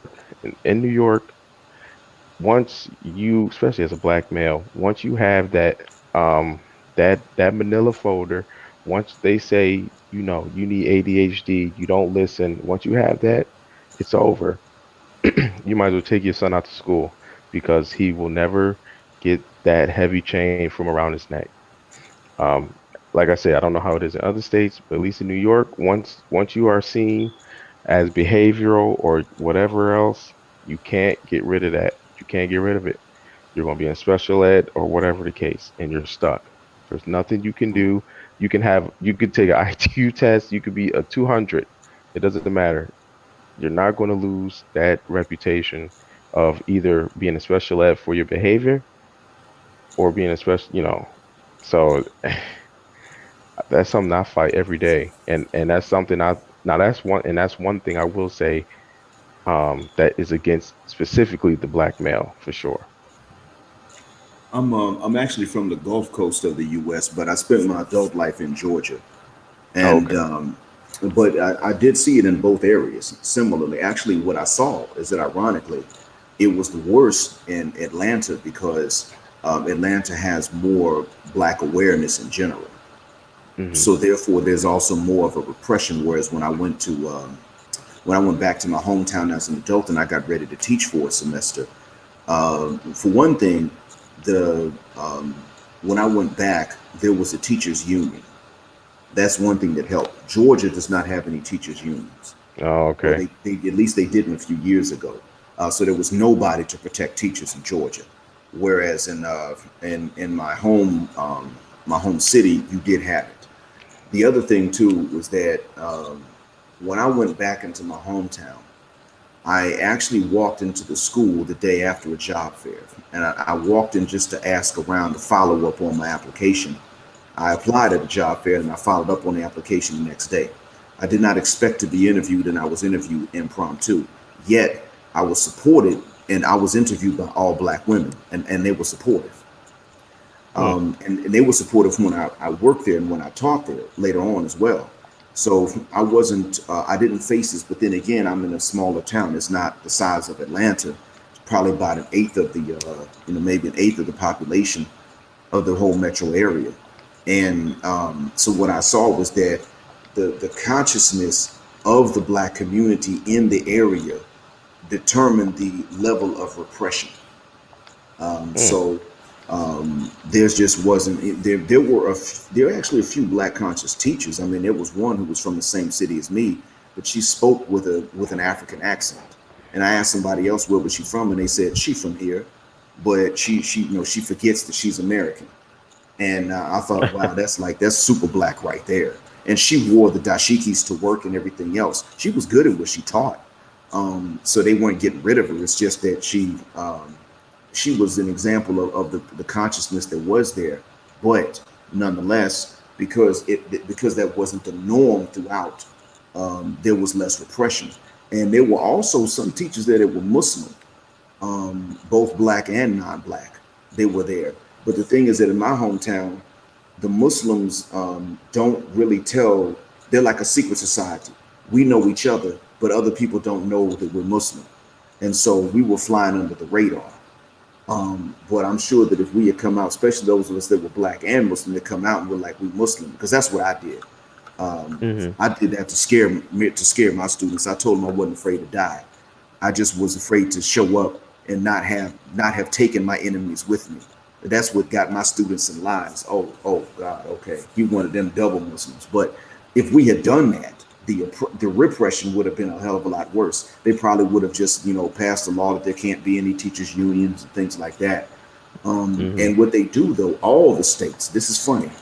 All of them uh, they tried to crack down on teachers to where teachers are blamed for things that are beyond their control. Just like what we see the wicked witches of the West trying to do with us, or like in the community, the gynocrats and the matriarchs and their maamdingoes and goons are always trying to Hmm. blame us for things that we don't control. And that's how you. That's the reason that I knew that that's what they were doing, because they want to take the power away from you. Everything that is a solution to a problem becomes illegal. So Yeah. you know that you know that this kid he needs his butt whipped. Okay, that's illegal. Okay, now you know he can't be in the classroom with the other kids. Yeah, well they took that off the table too. You know he's got to be expelled. He can't be in the school with the other kids. They also took that off the table. Every consequence that actually works, they took that off, and then Yeah. they put you in the front. No power, but you're responsible, and then they can blame you. And the way that works is that if you are a teacher they want to keep, or they're not trying to discriminate against you because you're not a black male, or because you're not black at all, then they just let you get away with the things. They simply don't apply the rules against you. But when you are a black male, especially a black heterosexual no nonsense male, you get the worst classroom, the worst kids, and then they actually track everything. What are their test scores like? Hmm. What are their did their test scores go up or go down while you were there? And even if the test scores went up, they can then say, well, now let's give them another test, a state test, to make sure that you weren't just teaching to the test. And then when they give them that and the scores go down, then they can use that against you as well. So they always have these ways that they can go after you, um, and they will apply it. And but the first thing they do is they make sure you don't have any power. That's the first thing. And the more like the more conscientious the local community is about these things, the more Hmm. repressive the state governments and the state boards of education get. Um, and so they really do have it set up to where any teacher is going to go through a lot of stress, a lot of it. Most teachers are taking blood pressure medication. They have to. But uh, additionally, if you were a black heterosexual male teacher, you go through it even more. Wow. And I definitely think that's one of the problems, and it definitely feels like they do it intentionally, and Yeah. it's really fucking sad because it's as I always say, my main issue is even before I had kids, it's like think of the kids at least. You doing things that's going to only hurt the kids in the long run. At the end of the day, that teacher's still going to collect a check from somewhere. So you screwing up their livelihood, it might hurt them for a little while, but that's only for a little while. That child, well, wasting their years of learning something for for whatever agenda you have, and that's the sad part. Yeah. And the thing that kind of gets to me always is that kids in like other cultures, like for example, I heard that I forgot who it was. I think it was like Sub Zero. Uh, if you're familiar with him, I think he said something about Indian children are like learning calculus by the time they're in middle school, and a lot of black kids can barely do like multiplications and stuff like that. So like a lot of cultures are like really ahead of us because the men and the women are kind of um on the same page. You know what I mean? Like they're not fighting against each other. Like they're not kind of trying to oppress one gender over the other. So they kind of have enough time to um get into the minds and invest in the future of the children Hmm. and stuff like that. Like that's what that's what kind of really irks me is just like while we're doing everything to do this to black males and like educate black women over the black men and stuff like that is like these Indians like they're really picking it up, they're really kicking our butts. I think the Asians as well. And it's just like it's kind of like you're in like some sort of parallel universe, you know what I mean? Yeah, And I mean yeah. we're calling the fucking catch 22 because on one end, um, we can't go too high because white supremacy's above us, But then the black community, if you still believe we have one, is grabbing our legs. So it's Yeah, that's really where we stand, to be honest. yeah, For those who yeah, give a shit, you know what I'm saying? yeah, So yeah.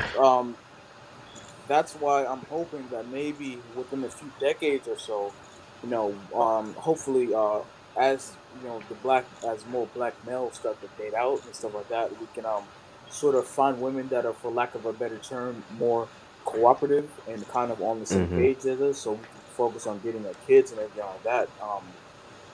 I know, like, that's probably going to be a little bit down the line. Hopefully, it'll be sooner than we think. But because this is kind of ridiculous, and it's kind of like that there's a problem, and you may know specifically what the problems hmm is, but you can't do anything about it, and it's just kind of like it's kind of like that itch you can't scratch, and it really irritates me and stuff like that. yeah. Uh, I mean, yeah, ain't shit we can do about it. That's how I look. I mean, I think in Black Mind, one of your videos where you just talked about, we gotta separate, but it's more than just separating. Like it, I say like if there was a way we could like just buy like 100-mile radius and just start over. You know what yeah, I'm saying?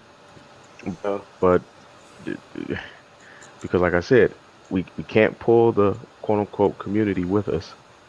But then if we do somewhat, especially if black men do unite, then we get Tulsa treatment, and they wipe us off the face of the earth.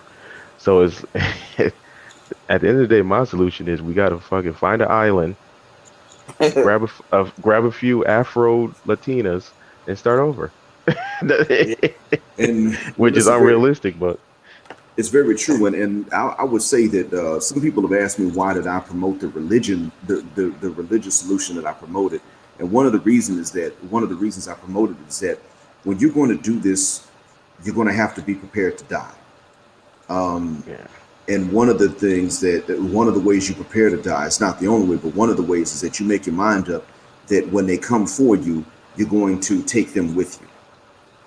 You have to understand. First off, you got to be ready to be right, to be morally right, and hmm even to be fair to your enemies to a certain extent. Not a pushover, but just to be fair. Meaning, you won't blame them for things they didn't do, but you're going to get them for what they've done.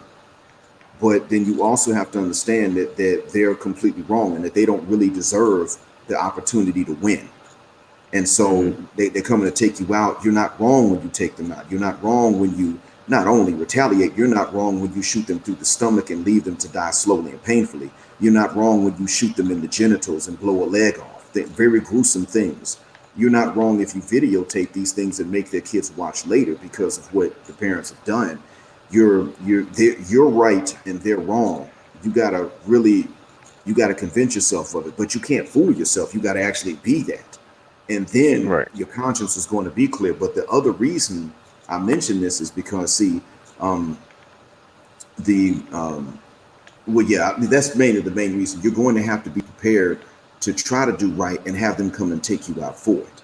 But um, and I'm with you in looking and giving priority to women of African descent that are not of the Western culture. I'm with you as far as that is concerned, yeah, because everybody around the world is not automatically our enemy just because they are from somewhere else or because they're maybe lighter and they probably even aren't. That's not what makes them enemies. It's the mindset.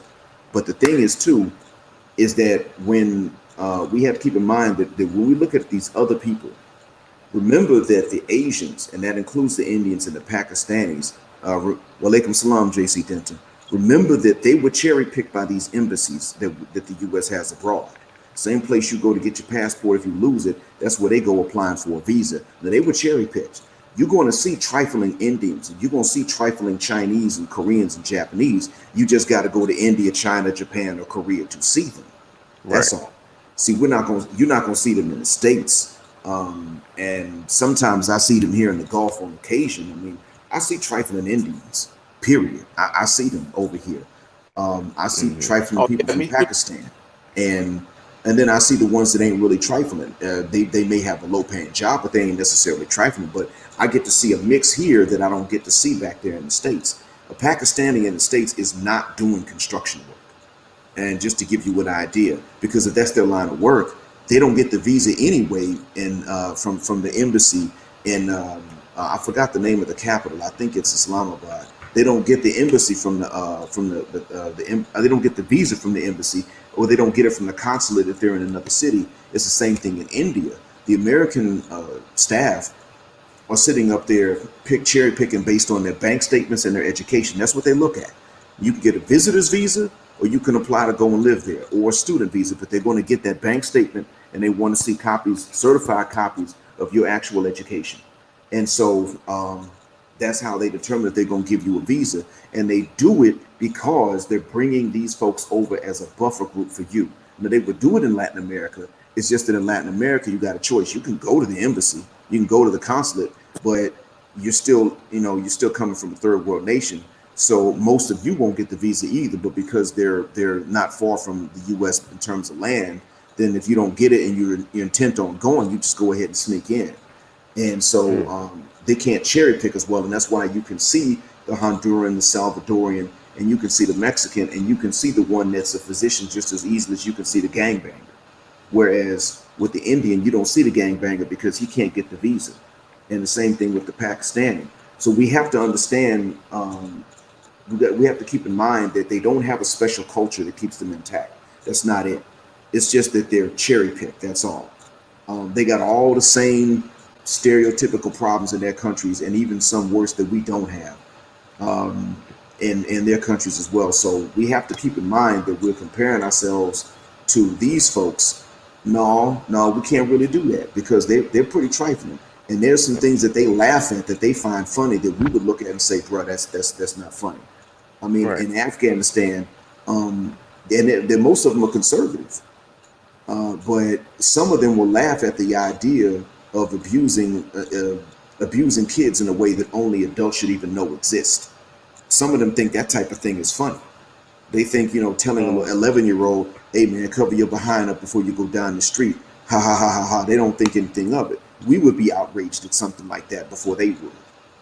But you got to go to Afghanistan to find that kind of person. And so we just have to keep in mind that we were cherry picked specifically to not have anything when we got to the Americas. They're cherry picked to have something to start with. And then that's why they're brought in as a buffer group, specifically so that you and I would think, we would look at them and think it's just something about us, and we would pathologize ourselves. And they did this in North Africa too. I worked with a Tunisian teacher when I was in Atlanta. I was teaching at a Muslim school, and she was from Tunisia. Nice lady, but she and I talked about the selection process for her and her husband to get the visa to go to the States before they left Tunisia. And she told me that when she finally got approved for the visa, she and her husband were called for another appointment. It was like an orientation class. And one of the things that the U.S. Embassy staff told them was stay out of black neighborhoods because they're dangerous. And they weren't told to stay out of poor neighborhoods. See, the staff didn't say stay out of poor neighborhoods. They said specifically black neighborhoods because they're dangerous. And that's why it is that sometimes when you go into these Mexican neighborhoods, sometimes you might find someone that's not Mexican or and he's not even Latino, but he's gangbanging with them. That's because when maybe he's Arab or maybe he's Vietnamese. I've seen that. Or maybe he's maybe he's from another Asian country. And so maybe he's actually from China and his parents don't settle, they're poor because they don't necessarily go to the US rich either. They just got to have something. But they settle in these areas trying to save money, and they're going to avoid a black neighborhood, which I guess is okay for us. But then they go into these Latin American neighborhoods thinking, okay, well, they're lighter skinned, so they're not going to be as bad. And then, 13, this kid is a full-blown tatted up gangbanger, fluent in Mandarin, English, and Spanish, but for all the wrong reasons. And, that happens a lot, and they got us tricked. But she said that they told her this, and so that proved to me that they were being brought over as a buffer class. And she's coming from a country that's on African soil. And that's what they told her. Wow. And, I asked her, but well, what kind of low-life people you have back there in Tunisia? And she told me, and what she said was the very same thing you find in some of the worst neighborhoods that we got, and then even a little worse, because when there's a bad, dangerous neighborhood over there, the kids are really unsafe for more reasons than just bullets. Hmm. That's the real. Yeah, that. And I mean, I agree with you because here and where I'm from, we have a I don't want to say a problem, but it's a lot of Arabs here. I think it's kind of a black neighborhood thing, but they took over all the corner stores, all the check cashing places, all the weave stores, and all their sons. Guess who their baby mamas are? The black dots that come in that get the weave. So they got mixed black kids, three, four, five of them, and they also have the family business at the corner. So I mean, they infiltrated real strong. That's what I see. And like you said, it's a notion that they don't do what we do. No, they're no different. And I definitely agree with that. I mean, you said that in a few of your videos how just everyone has this thought that overseas people are just morally or character just above us, which is false. And I definitely agree with that, and I see that on a daily basis. Yeah, they're not. What happens is that they don't necessarily get away with a lot of the same foolishness. Yeah, and I Um, and I think that's where the difference lies. mm, They do the same shit. It's just that in terms of accountability and repercussion, that is still a part of their culture. American culture and black culture accountability that doesn't exist unless you're a felon black man, like you said, that's heterosexual and outspoken, then he can be the criminal. You know what I'm saying? Or he raped Tamika in the back because she told him he could have some, and then she changed her mind. You know what I'm saying? So that's in terms of accountability though, that doesn't exist in our community. I think that's what the difference is.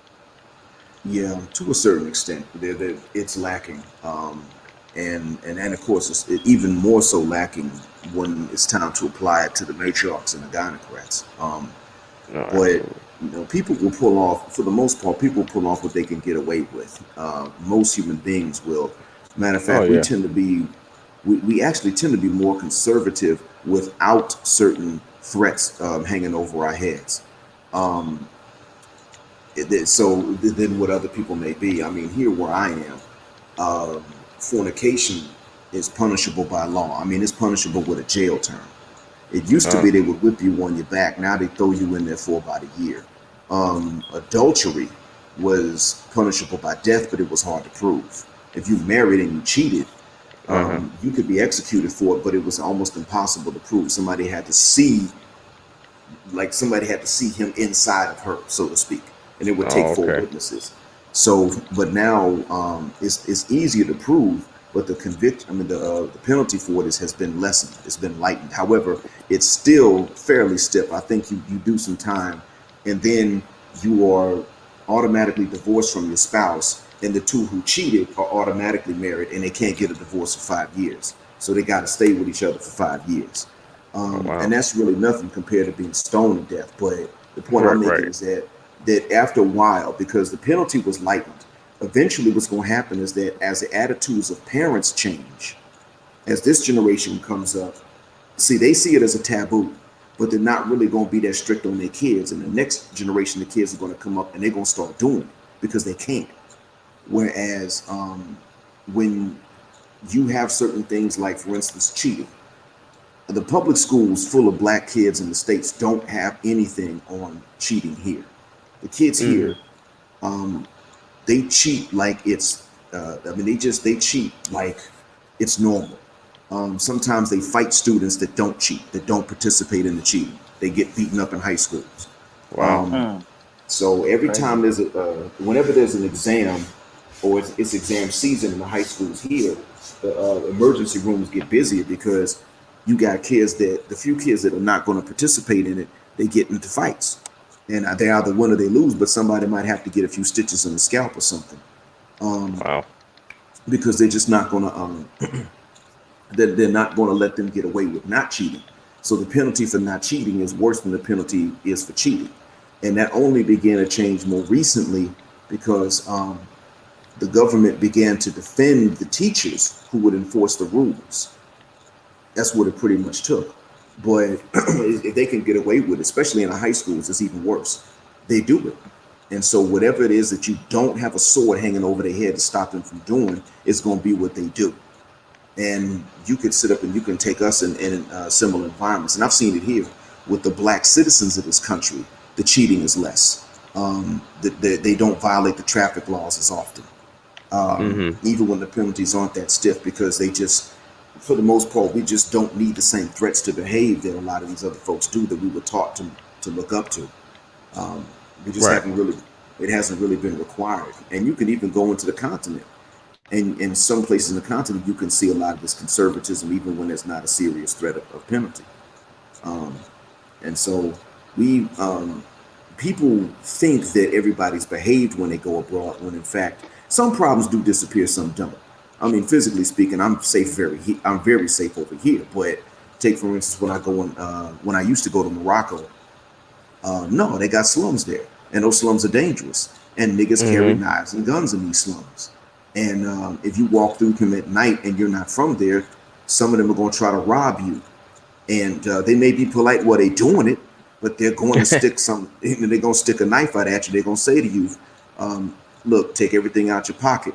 And God forbid you don't understand their slang and you can't comply because you don't know what they're saying. And so it is, and that's largely because they're going to go to prison, and the prisons are considered to be comfortable compared to the neighboring countries. So they're not really stopped from doing that. But here's the thing: when you get these tropical Africans going to Morocco, and you got a Moroccan drug addict, and he wants to snatch a purse or snatch a phone or something, they know don't try that with them black folk, Hmm. because they're not going to get that purse or that phone away because their muscles are torn and ravaged from the drugs. And most of the tropical Africans ain't messing with them drugs, so their health is intact. And so some of them, they use these motorcycles trying to grab these purses or trying to grab these phones. And a few of them try to grab these things from black folk and they fell off the motorcycle Right. because you somebody take your phone out your hand, you're gonna really hold the phone, and they would fall out the Yeah. motorcycle. And so their homeboys would leave them, and they were just stuck in the crowd beating the stew out of them for trying to steal. But see, that's the severe penalty, so they stopped targeting black folk.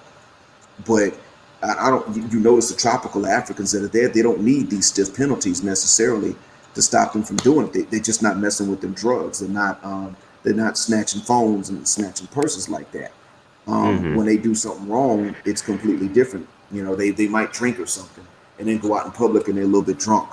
And that's about the extent of it. But, everybody's not really on code like we think they are.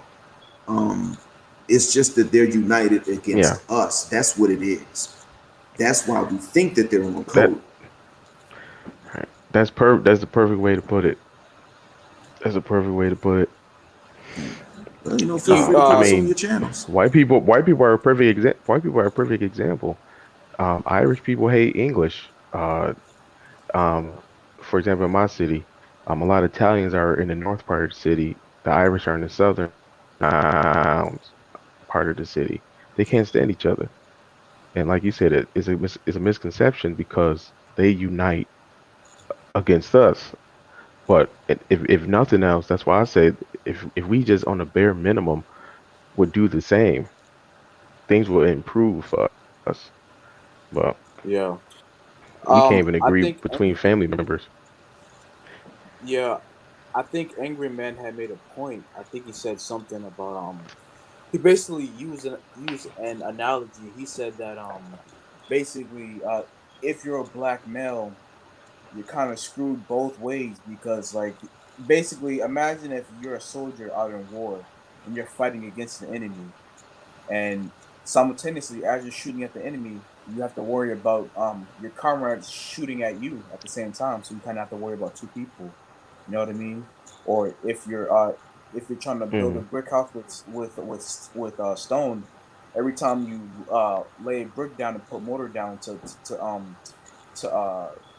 to try and build that house, you have somebody on the other side of that brick wall trying to tear down every brick, and that's kind of like he's basically saying that's like black men are the women in our community are the worst enemy.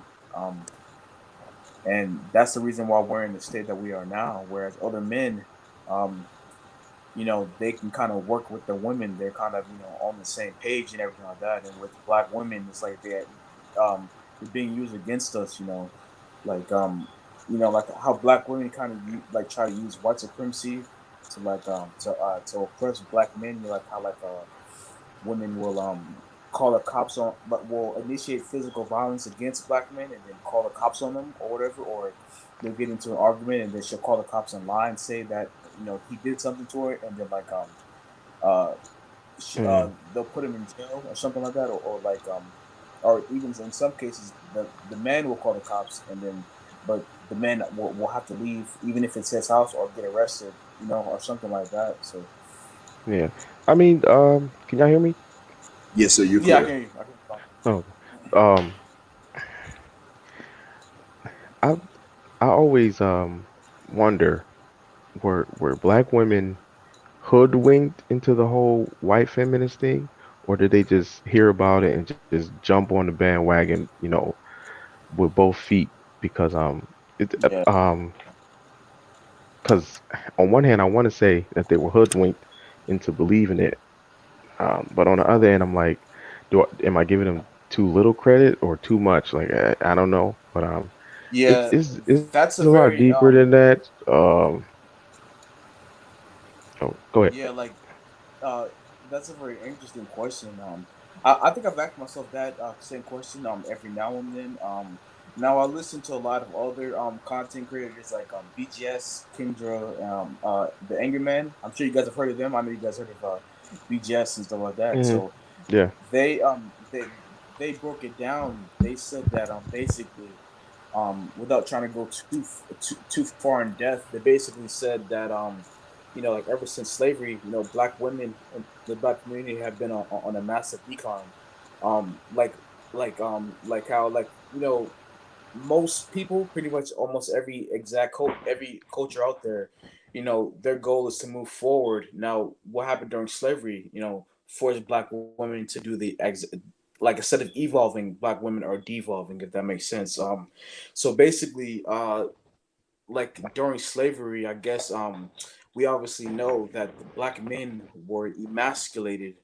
They were beaten, they were tortured, they were raped in front of the men, women, and children to sort of make a statement that the black men don't have any power. So Right. We could beat the best of if you, so you have no chance, yeah, pretty much. exactly, exactly. Yeah. So so it was used to sort of send a message to the black women that's saying your men have no powers. You have to come to us. So obviously women naturally gravitate towards power. It doesn't really matter the circumstances of the power.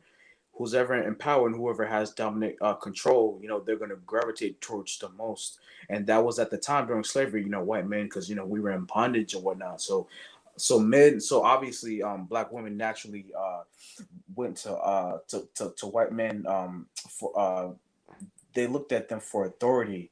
Some examples of that. Hmm. It's kind of the similar thing with black women calling the cops. They would go to the slave master. Like let's say if like the father, like his son or daughter did something wrong or something like that, and he was being a father, and the mother didn't like it. She would go to the slave master, and the slave master would come to the slave house and kind of put the black man in check and stuff like that, sort of emasculate him, and stuff like that. Is simultaneously, like white men were sexually assaulting black women and children and men as well. So over time, black women have pretty much learned to well see white men as as more dominant, see them as having Hmm. more power, Well, and seeing yeah, black. black women But simply see white men as authority figures, and that's just a fact. yeah, In terms of our people in general, at the end of the day, what happened, slavery occurred, and we're we still have the trauma from it, whether people want to believe that or not, is just the truth. Um, yeah, And the sad part is we haven't dealt with it. So Yeah. I feel as a people, so like in general, if we just headbutt some shit as a group and get the shit over with and get through it, we would be better off just from that alone. But in terms of what you're saying concerning our women, the white man is an authority figure. It just is what it is. Yeah. And I don't think really much can change, especially the fact that in this environment they are still in control, in quotes per se. So I mean, it is reinforced that they have some type of power. So that won't change. In terms of uh, how can I say this? As black men, we just got to get on code.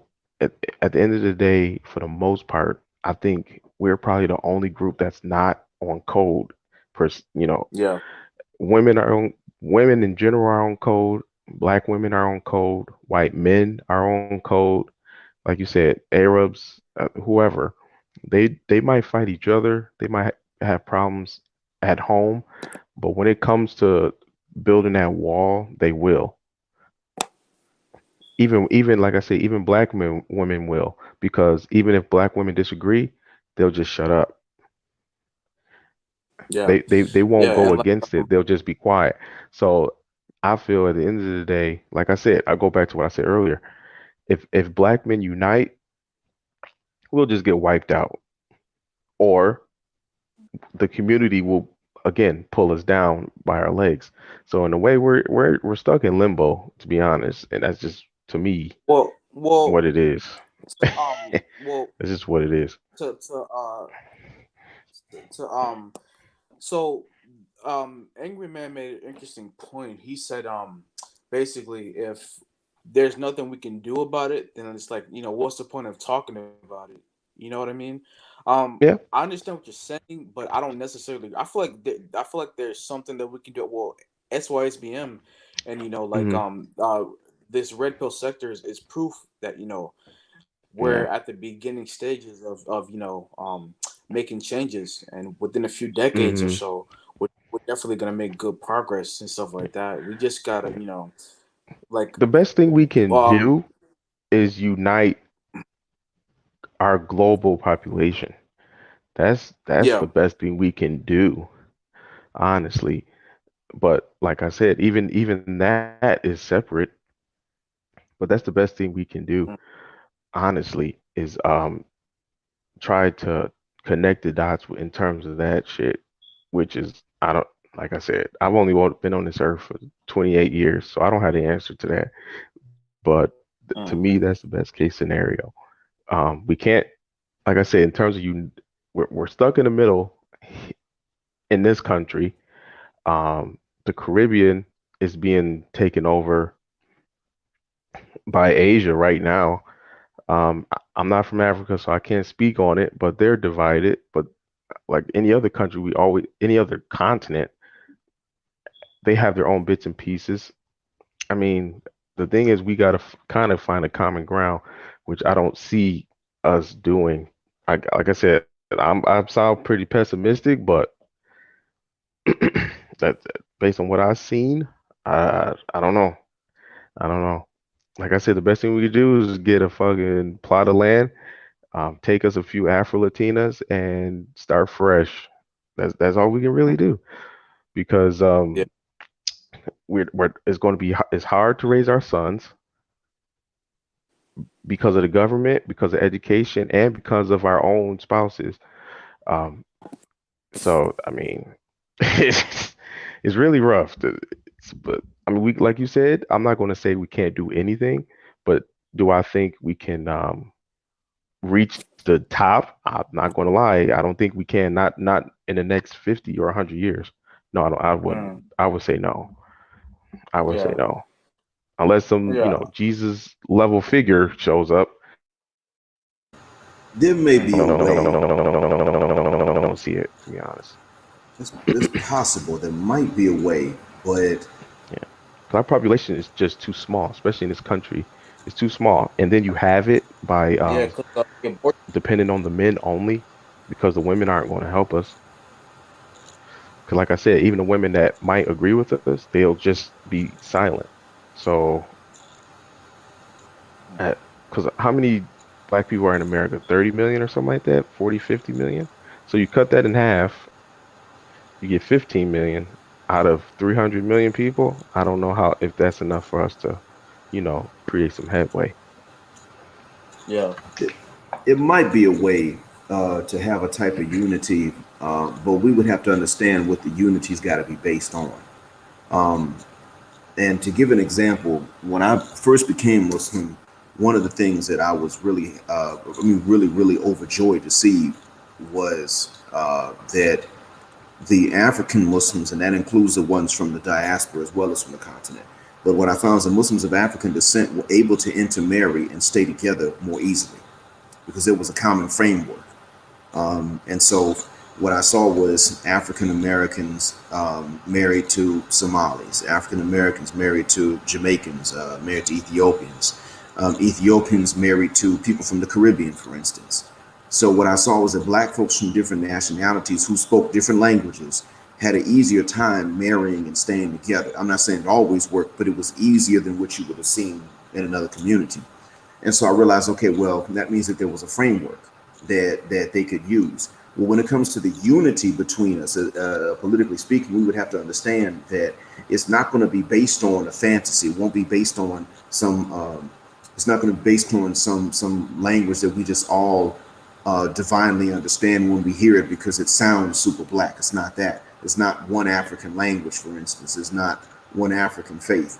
So what we have in common is the disrespect and others' unity against us. And not even everybody around the world is unified against us, but most people are. So that's still a commonality we have. We would. So what I'm saying is that we would have to understand that we're not going to be able to all love each other, but we would need to be willing to protect each other because some people are just unfair, and they're going to be worse to both the worst to us than they would be to anybody else. So we would need this to be a sort of a sort of head nod when we say, even if you don't like me, if somebody mistreats you, then I got your back, and vice versa. Even if I don't like you, even if you don't like me, if we don't like each other, but someone mistreats one of us, we'll both go against them because they're wrong, and we didn't do anything to earn it.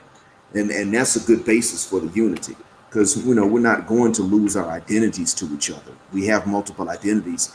I mean, hell, we don't even all have the same phenotype. And now there's an argument in the black manosphere, or rather, I should say, among some of the colors of crybaby ladies. There's an argument as to which phenotype should be considered black.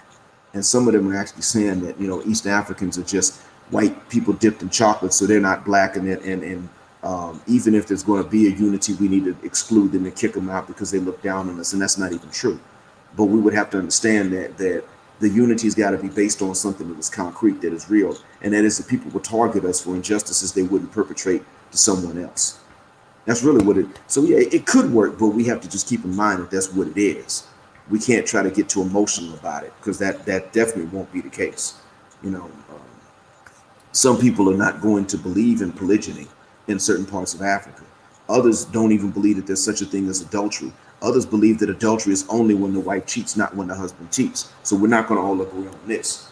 We can just agree that we as a race have never done anything to anybody else to deserve the kind of treatment we get. That's and so we can just stick with that. So um, that way, if somebody is mistreated that is black, then they understand that it's not about whether other people, black people, like them. It's more so to do with were they actually mistreated, and if the evidence is that they were, then they got a support system, and vice versa. Maybe we could approach it from that way. Yeah. Do you feel as though with black people, with black men in particular, that maybe another thing that can help us move forward is changing the culture? In terms of like how we live in like this Western culture, that maybe we can change maybe to like a different culture, or maybe implement things from a different culture that will help us possibly. It may even be necessary to do it. It may beyond being possible. It's certainly possible to do it, but it may actually be a complete necessity, really, Yeah, because of certain destructive elements that have been pushed in our culture that actually exist in other people's cultures too. Some of these things do yeah, exist in others' cultures. Like here, people, men are encouraged not to eat healthy by other men, and yeah, it doesn't matter that they get impotent by the time they're 35 and they got diabetes. So what? They can't be seen in front of other men eating vegetables, and so they're just going to have to change that if they want to increase the health of these men. Um, and also if they want to consummate their marriages with their wives past the age of 35, because a lot of them can't afford to get married until they're close to 30 anyway. So yeah. yeah, we definitely can. It's just a question of would we be willing to do it. And the reason why I keep saying that we're just going to have to leave Sapphire behind is because you see, when we're given an opportunity to change something in the culture, a lot of times the men have different opinions, but we're not necessarily opposed to it. And Shahrazad Ali was the one that proved that. You Yeah, I think agree back with to that. 30 years ago, it was Shahrazad Ali that said that we got to eat better. Because the first book she wrote was not the one about Black Man's Guide to Understanding Black Women. It was something about changing diet. That was the first one she wrote. Black men were saying, yeah, we should. Some black men were saying, well, I can't give up the pork, but yeah, it's unhealthy. Others were saying, yeah, let's change the diet. It was black women that came up and said, how dare you tell us anything? If I want to cook pork and put it on my husband's plate, that's what I'm going to cook. He going to eat what I cook. And I would think, well, if he's paying the grocery bills, he eats what he buys. But okay, all right. But she said that she got the opposition from the gynocracy. So one of the reasons I keep saying we're gonna have to leave a lot of them behind, and it's simple to separate them. You just mentioned repatriation. Estrag is not trying to move out the U.S. Unless it's maybe to the UK or some other place where she'd be just as spoiled. Um, so Oh, that's a fact. They ain't trying to leave US no, at all. they definitely ain't. A lot of good women, unfortunately, are scared to leave. But if you bring that up and separate the ones that are ready to go from the ones that aren't, then you have an opportunity to take things from other cultures that are going to work for you. But if you're trying to bring the scraggle dagger with you, or you're trying to stay where they're going to have easy access and become a large number, you definitely can't, because they're going to make celibacy a reward for everything positive you try to do. And celibacy can't be a reward for any community that's trying to sustain itself. So you're basically saying that we're basically gonna have to eventually move out of the U.S. Like in terms of like the how can I say longevity of the black race. Like we can't really stay here because of like the laws and stuff like that, that are against us and in Yeah, their favor. I'm not gonna lie. I am saying that we got to go. Definitely, I'm saying that we got to get out at some point. Those of us who can, Yeah. those of us who are able, we definitely have to be Okay. open to it in the event that we're able, because it's as somebody said before. Um, it's as Free Will Defender mentioned. I think you mentioned that we're going to get the Tulsa treatment if we build something, Yeah. and that's something that they're going to do. I mean, I've spied on white people before, trying to report back to black folk before I left the U.S. Now I'm spying on Arabs, and I don't find much of a threat. But in spying on white folks, I could tell you that their attitude is, if we do too well without them, they're going to try to ruin us. That's just a part of their mindset. They can't imagine that we would do well, not be dependent on them, and then turn around and leave them alone after what they did to us. They're afraid of that, and they'll even tell you so. So yeah, we would have to get out at some point. Those of us that can, because they're going to they're going to threaten us. Now, there's a man. Also a Muslim cat named Fado Hunter, and he runs what's called Freedom Nation in Georgia. I believe it's a little south of Atlanta, but they're doing their thing. They're getting it up and running, and they're getting people with certain skills. I think the major industry there is brick manufacturing. So they're not only making bricks for their own buildings, they're able to sell them, and that's an income for them. So they're getting off to a good start. That's good. I think they just got a really high speed internet relay station there, so that they've got internet access, and that's good. But see, if you can't leave, then this is a good thing. But he's calling for something that actually makes sense. What he's calling for is for African Americans to migrate into the Carolinas, Georgia, Alabama, Mississippi. I don't think he put Louisiana in there. I know Tennessee is not included, and I know that Florida's not included in this. But he did the he did the numbers and did the stats, and what he found was that if we were to move to these states, we would be 80% of the population in each of these states. If we left the West, the Midwest, and the Northeast and moved back south to these areas, we would have 80% minimum of each state. To answer your question, Free Will Defender, and you can come on back in, man. To answer your question, he's talking about the southeastern U.S., but Freedom Nation itself is in Georgia, a little bit south of Atlanta. And he's saying that by doing this, we could have the 80%, we would have the political power by majority. That's true. But we also understand that after enough time, they're going to move in and start ruining these places. We know that they're going to come in with the violence and they're going to with the guns and the bombs. First time a city ever got bombed from the air was actually Greenville, Oklahoma, next to Tulsa. It wasn't World War One. It wasn't World War Two. The first city ever bombed from the air was that Black Wall Street. Um, Yeah. and so they in the history of the world, first time a bomb was ever dropped from a plane anywhere in the world was there. It just goes to show you how serious they are. So, this is Yeah. good as a stepping stone. This is good as a start. That's fine as a start. But the first thing that has to be prioritized is defense. And then these places have to be a stepping stone to go back or either to go back home or to go into parts of Latin America that are friendly or maybe the South Pacific. We got different places we can go.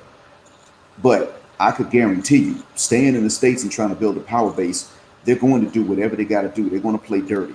If you don't shoot yourself. If we're not shooting each other, they're going to come shoot us. They monitor black on black crime. That's the reason why there's a phrase black on black crime and there's no phrase white on white crime. They monitor it, and when it drops, they're going to come in and step it up, false flag or not, openly or make it look like it was us doing it to each other. They're going to do whatever it takes, and they've been caught Mm. doing this in other countries. Actually, I mean, some American soldiers got picked up in England. I'm sorry, they got picked up in Iraq, but they got picked up by British forces for planting bombs. The Mm. British busted their That's own, crazy. and then they were let go. They were released back to the U.S. Army, and because the British and the U.S. armies are both in Iraq, they're allies to each other. One goes to war, they both go to war. Um, and so the thing was that some of them got caught with this false flag thing, trying to plant the bomb, make it seem like Iraqis were bombing Iraqis so that they would stay divided. And they got busted in the act of planning it. And of course, they will let go later. So that just goes to show you that one hand was washing the other.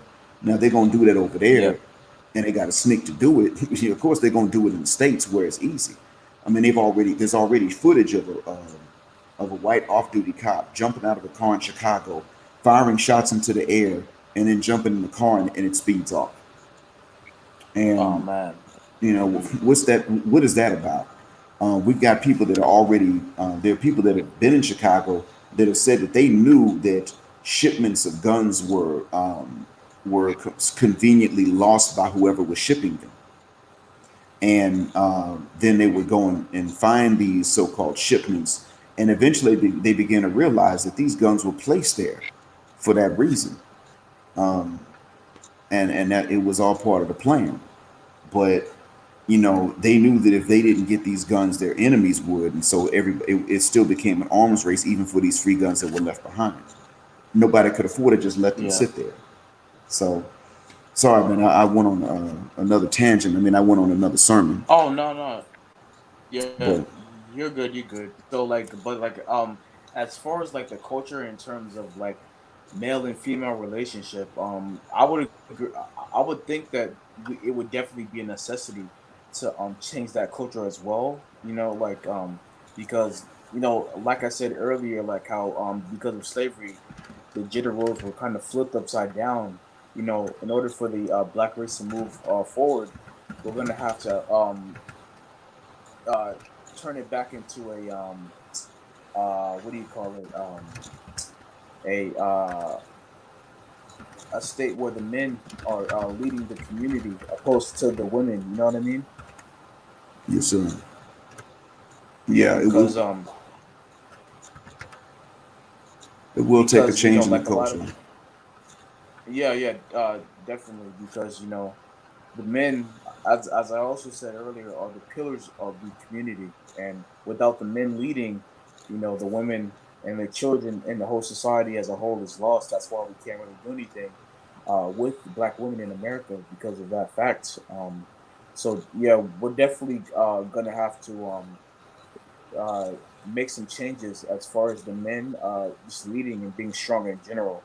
Now I know that obviously a lot of the men, the boys and men are being effeminized. A lot of us are coming from single parent households. A lot of us don't really have our fathers in our lives or any male figures and stuff like that. And obviously, we're being Emasculated through the public school system and institutions and things like that, and our women are pretty much against us and selling us out. So, um, what advice would you have for young men that are sort of that like how like what are some like what are some tips for young Black men to sort of become a masculine to what are some of the steps that we can take to sort of be a more to lean more to a patriarchal mindset, if you will.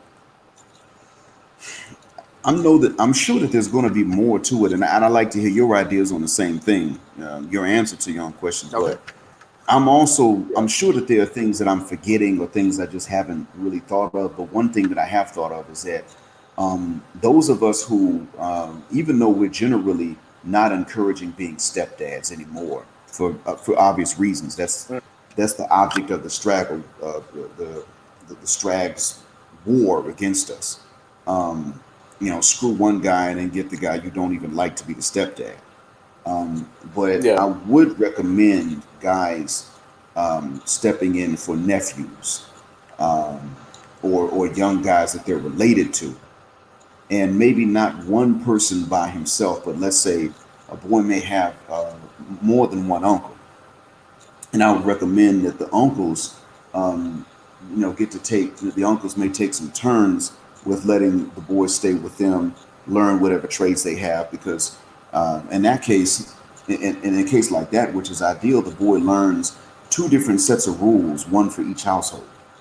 He learns by Mm. demonstration that the man sets the rules of his house where he lives. Also, he may learn a little bit about two or three different traits. He may at least be introduced to two of them, and then he can choose which one, or he may choose a third one altogether.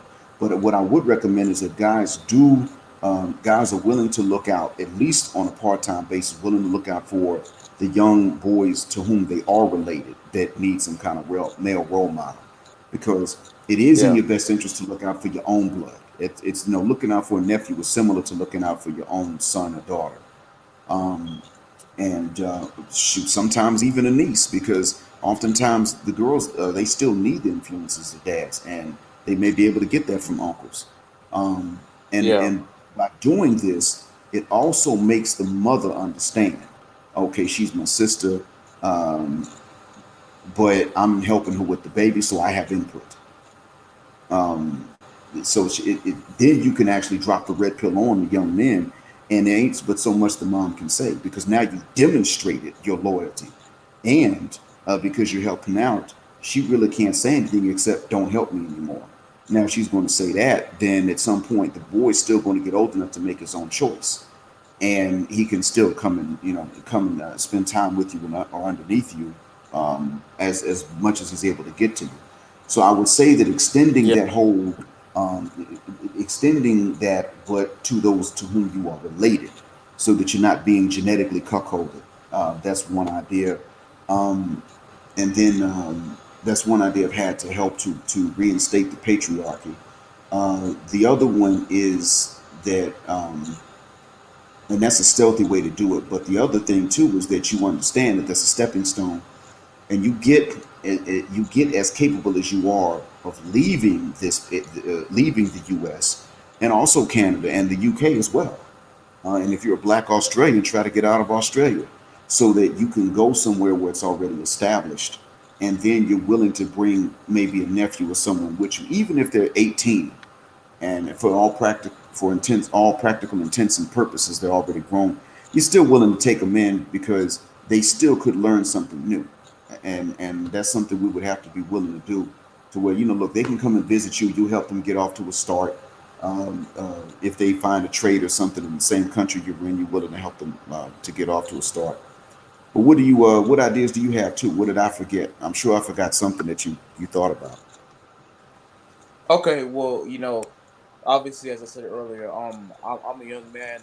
I'm in my early 20s and stuff like that. I grew up with my father. My parents broke up multiple times. He was in and out of my life. With that being said, I consider myself fairly masculine. Uh, but I know that there are some things that there are some flaws I have in terms of my masculinity.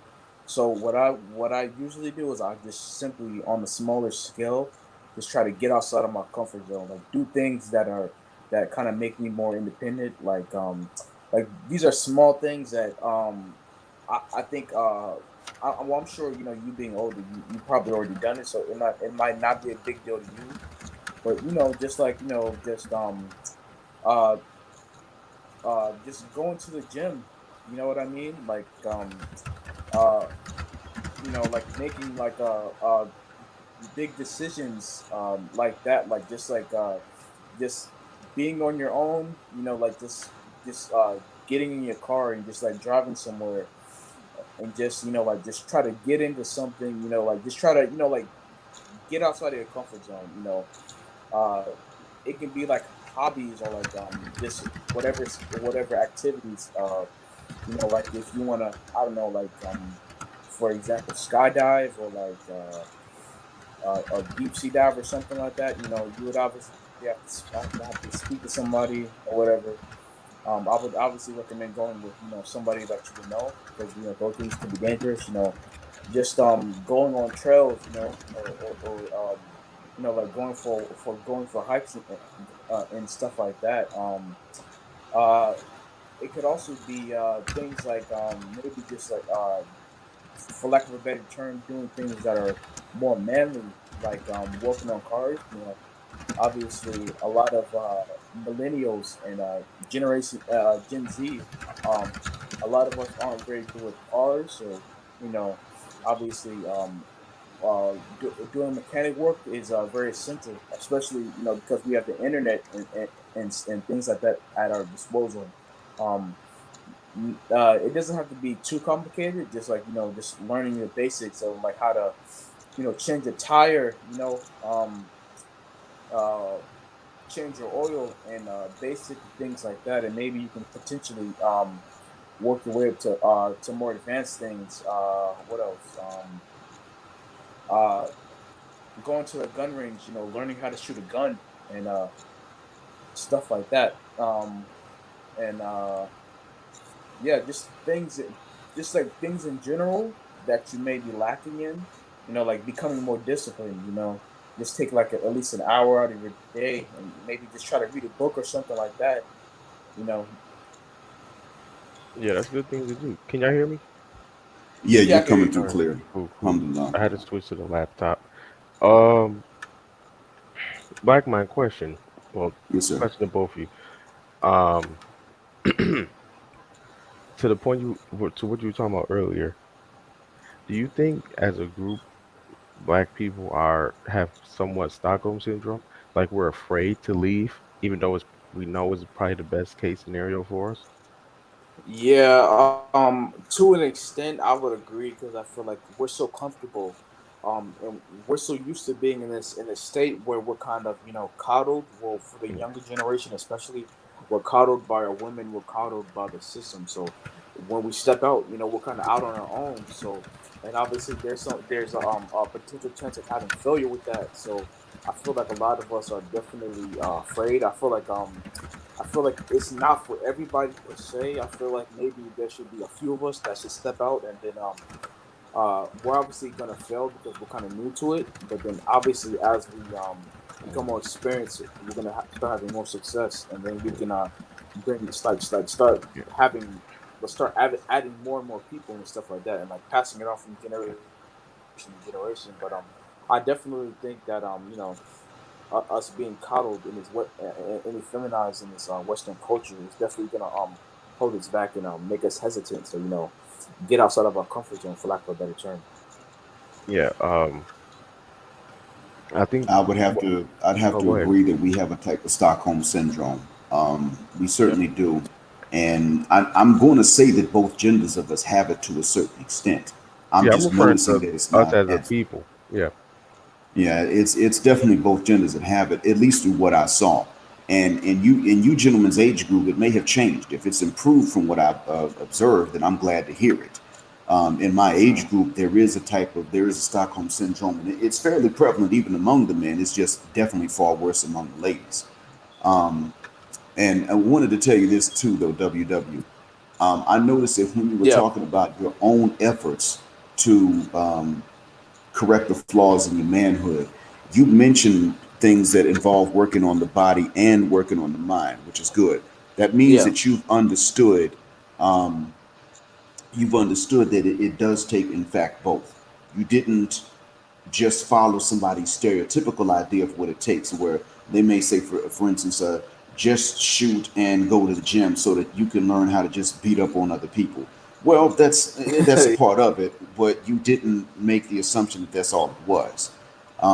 So yeah, these, it is good to work, and actually, you do have to work on that. You have to prioritize the mind over the body if you don't have a choice to do both. But if you got a choice to do both, yeah, you got to work on both. And I was glad to hear you say that. But yeah, even at 22, even though you're 22, you're not wrong if you catch up with your uncles and you try to get more time in with them. Um, and um, and even if you got your own space for them to stay, even if you say, look, come visit me for a little while, because I don't know when I'm going to get to see y'all again. I might get a job and out of town, so I want y'all to come visit me before that happens. If it does, you can even lie like that just to get them to come and visit you more, and so you get to watch certain things they do. Because and with uncles, or a granddad, if you know him, some older guy that you trust, it's okay to even tell them that you're aware that you need to know more things about manhood. And I'm gonna tell you why they're gonna understand this if they know you. Now, if they don't know you, it's different. But if they know you, they'll understand when you say it. And that is because every man has flaws in his manhood. mm, All of us do. It's just part of being, just part of being human. Um, yeah, And women oftentimes, even well meaning women, will make the mistake of trying to hold men to Superman type standards. Now, you can't hold them to Wonder Woman type standards, but sometimes they'll make that mistake of holding you to Superman type standards. And I mean, if they don't mean well, they'll do it anyway. They'll do it intentionally. They just don't care. But even the ones who mean well at times may make that mistake because they're just not ready to suffer anything. And they're always looking for a rescue. And you can see this phenomenon when you look at, let's say, some of the sons of single mothers in your family. Watch. And their moms, yeah, aunts, sisters, when they move, that's when you'll see it. He could be only 13 or 14. He ain't big enough to pick up no half a bed by himself. And they'll sit up and say, "You the man, you got to pick up this bed." No, he does not have to tear his back up at that age and ruin it for the rest of his life to be a man. Yeah. And if even if he had a girlfriend that was bending over the couch and draining his nuts daily, she doesn't have the right to tell him to injure his back. So, let alone someone that's not doing these things for him or can't do it for him because they're too closely related.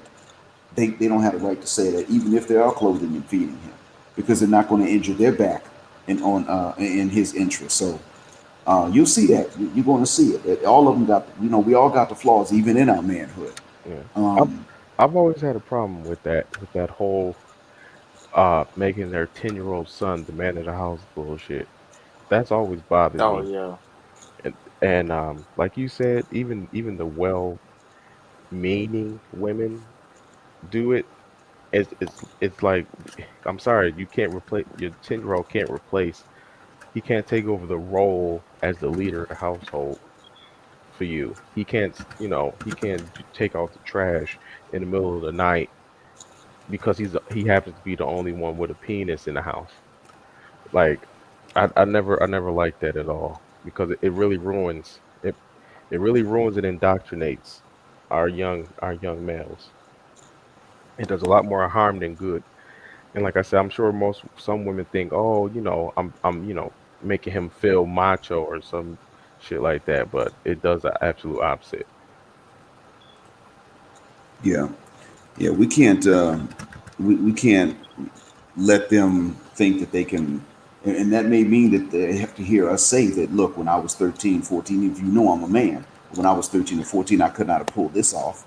So we can't put this on him. Hmm. So it is a case that we'd have to let them know that there are limits to manhood, and they have to understand that just they're going to have to accept that.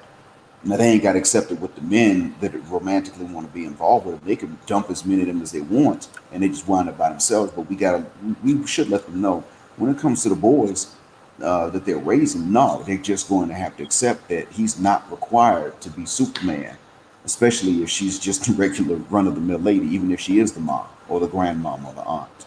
We would have to make that Yeah. very plain to them.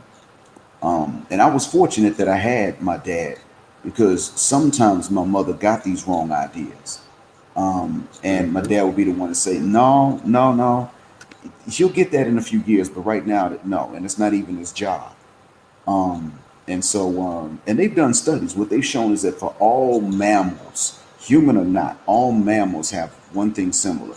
If you remove the adult male by force, the ones that are in adolescence grow up more quickly. But because of that, because of I mean, even physically speaking, it will grow up more quickly. But it doesn't have good long-term effects. Right. It doesn't make them a better man or, adult. Exactly. It certainly does not. And we tend to say, well, my pappy passed away at this age, and then look at me, I turn out fine. Well, we black folk, we tend to take a lot of coping mechanisms that we picked up through Yeah. from trauma, and we pass on trauma as culture. We enshrine it as culture. Hmm. Um, and that's what Shahrazad Ali was talking about 30 years ago. It was this year. Yeah, it was this year. I'm sorry, not the, it was about this time of year, 31 years ago. I'm sorry that she was talking about this. She said Hmm. that the black woman is passing on trauma as culture and enshrining it as something sacred, Yeah, and that this is one of the things holding back the community.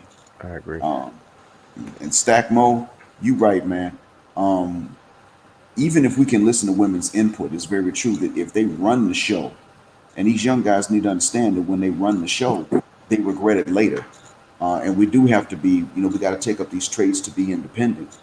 Um, that is, it's a necessity. Now, in the self defense thing, I think that kind of is self explanatory, but we do have to have these trades, even if we get these white collar educations. I think we need blue collar educations and skills to back them up, to be honest with you. And that's not something that is a necessity for every man, I don't think. But in your context in the United States where you all are still living, I think that this may be something that's coming about because white collar positions tend to become obsolete after a while. And white collar men cannot do their jobs without blue collar men. So it may be in your best interest to get both skill sets, something white collar and something blue collar, or just something blue collar. But don't pick up a white collar skill set without a blue collar skill to back it up. And but plus the blue collar skills now, I mean, they open up doors for you abroad, really. Um, I'm not in Dubai, but in Dubai, I've heard that elevator mechanics from a Western country can make 100 grand a year Wow. because Dubai's building skyscrapers. Right, right. Europe, they don't really do a lot of skyscrapers in Europe like that. But the Middle East, man, these Arabs have a real inferiority complex, and Yeah, especially they, in Dubai, you're right. yeah, and they compensate for it by building these skyscrapers. And so, elevator mechanics are always in demand, from what I heard. Um, And so if they're, I could see why, because you don't just wait till the elevator breaks to do something to it. Some things you got to do to them to stop them from breaking. Right. And when I was staying at I stayed at the fourth tallest hotel in the world. I stayed there with my wife last summer. When I went to join her, we went to Dubai. We traveled there, and when we were there, I kid y'all not, um, half the time we were there was some people fixing a particular elevator, doing something to it. And when they were talking in English. I mean, it wasn't American English, but these were Yeah. obviously a mix of Westerners and non-Westerners that were doing the work. And I'm sure that they had to be paid handsomely to do it. And I'm just using that as one skill set. But yeah, we have to get a plethora of skills as a backup, because of the changes that we can see coming down um, as people start saying, well, I don't need office space anymore. I'm gonna have my workers work from home and things like that. Hmm. It's going to change a lot of stuff, and so we would have to get these extra skill sets, not just one anymore. We got to get a primary and a secondary one. I agree with that. And I think especially, for example, as in Americans, did it cut out? Hello, can you hear me? No, Yeah. yeah, I can hear you. I muted my mic, but I didn't mute any of your microphones. I muted Oh, mine because I'm about to type. Okay. okay, okay. Okay. Yeah, in America, um, in terms like how we just talked about how the education is deteriorating. Um, Getting a skill is right now is a great time to do it. While everyone is trying to cram into university, right now is a perfect time to gain vocational skills because some things will never disappear. Being a plumber will never disappear unless they learn to teleport, shit, and unless they find that technology, a plumber will always be needed. Electrician will always be needed. So I believe things like a mechanic, even if we do get all electric cars, will be needed. Those things will never go away. So I think that's something that black men can definitely take advantage of in terms of those Yeah. fields, especially when there's a need for it. Perfect time for us to fill in the vacuum as black men as a group. Especially like Black Wine said, some white collar situations they come and go. 20 years, one thing might have been popular, like you said. Now we don't need office space. Stay at home. We'll pay you half because now you don't have to come in or whatever the case. Those things are happening. But in terms of plumbing and being an electrician, other things like that, those things will never go away unless some dramatic invention comes around. So I mean that's a good point to always, especially just as men anyway, to learn a skill and to hone that skill because you're going to need it whether to make money or just to um Or to save take it. yeah to save it or pass it on to take care of your own. I mean, shoot, learn how to do plumbing just so you don't have to call a plumber when when your toilet mess up. Simple stuff like that. I'll think of things like that. So I mean, I think that's a perfect space where black men can fill in that vacuum, and we can. I don't want to say monopolize it, but that's the best where I can think of right now. There's a great way we can fill in those gaps and make money because they make great money, and they're scarce. Man, can't get no better than that. So I agree with that point. Yeah, it's right now where I am.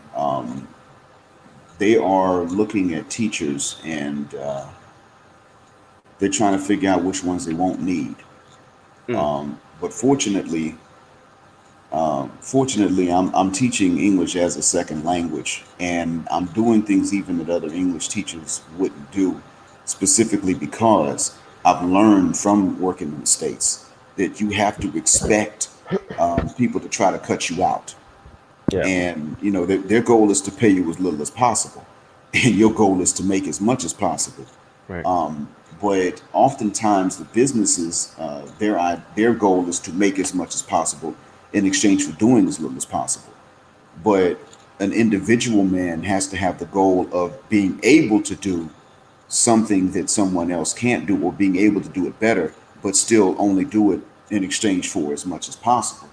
And that's it, it is going to be to a certain extent. Manhood is going to be dependent upon that. I mean, it's not that you're morally wrong when you lose your job. It's not that if you get laid off, that doesn't mean that you're a bad person. But your own ability to assess your manhood may be affected Right. because you've lost your ability to stay on your own and look Mhm. after yourself. But yeah, these we do have to start looking at skills that others don't have, and unfortunately, in order to get to that mindset where we look at this, where we look at different skills people don't have, we would have to get out of the community, so to speak, out of what they call Blackistan, because Oh, absolutely. um, it, No what doubt. are the kids? What are these kids thinking? They're thinking, the way out is to be a rapper, Right. and we're Uh, thinking that maybe a rapper, yeah.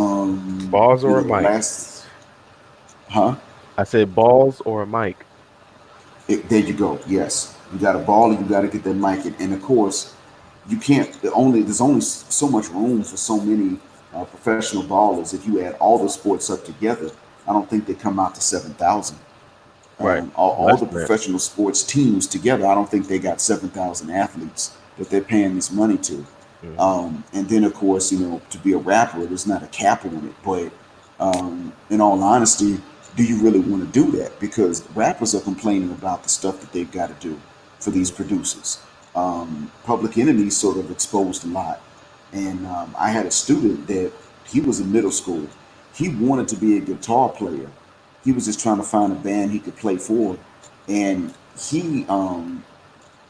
he met some guys that played guitars for different bands, but they were upset because they were working for, I think his last name was Gaffney. He was a Hmm. major producer in New York, a music producer, music executive. And the Hmm. one that knew my student said to him, three people had already committed suicide because of the way he manages. So, do you Mm. really want to go into music as a way to make money?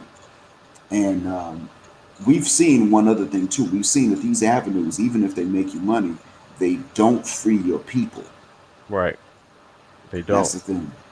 And because you start trying to free your people, and they turn the money taps off like they did the collar. And LeBron knows he can tackle so many issues, Hmm. but there's a He's a limit. great example. He's a great example. Yep, he'll be homeless if he attacks too many issues at one time.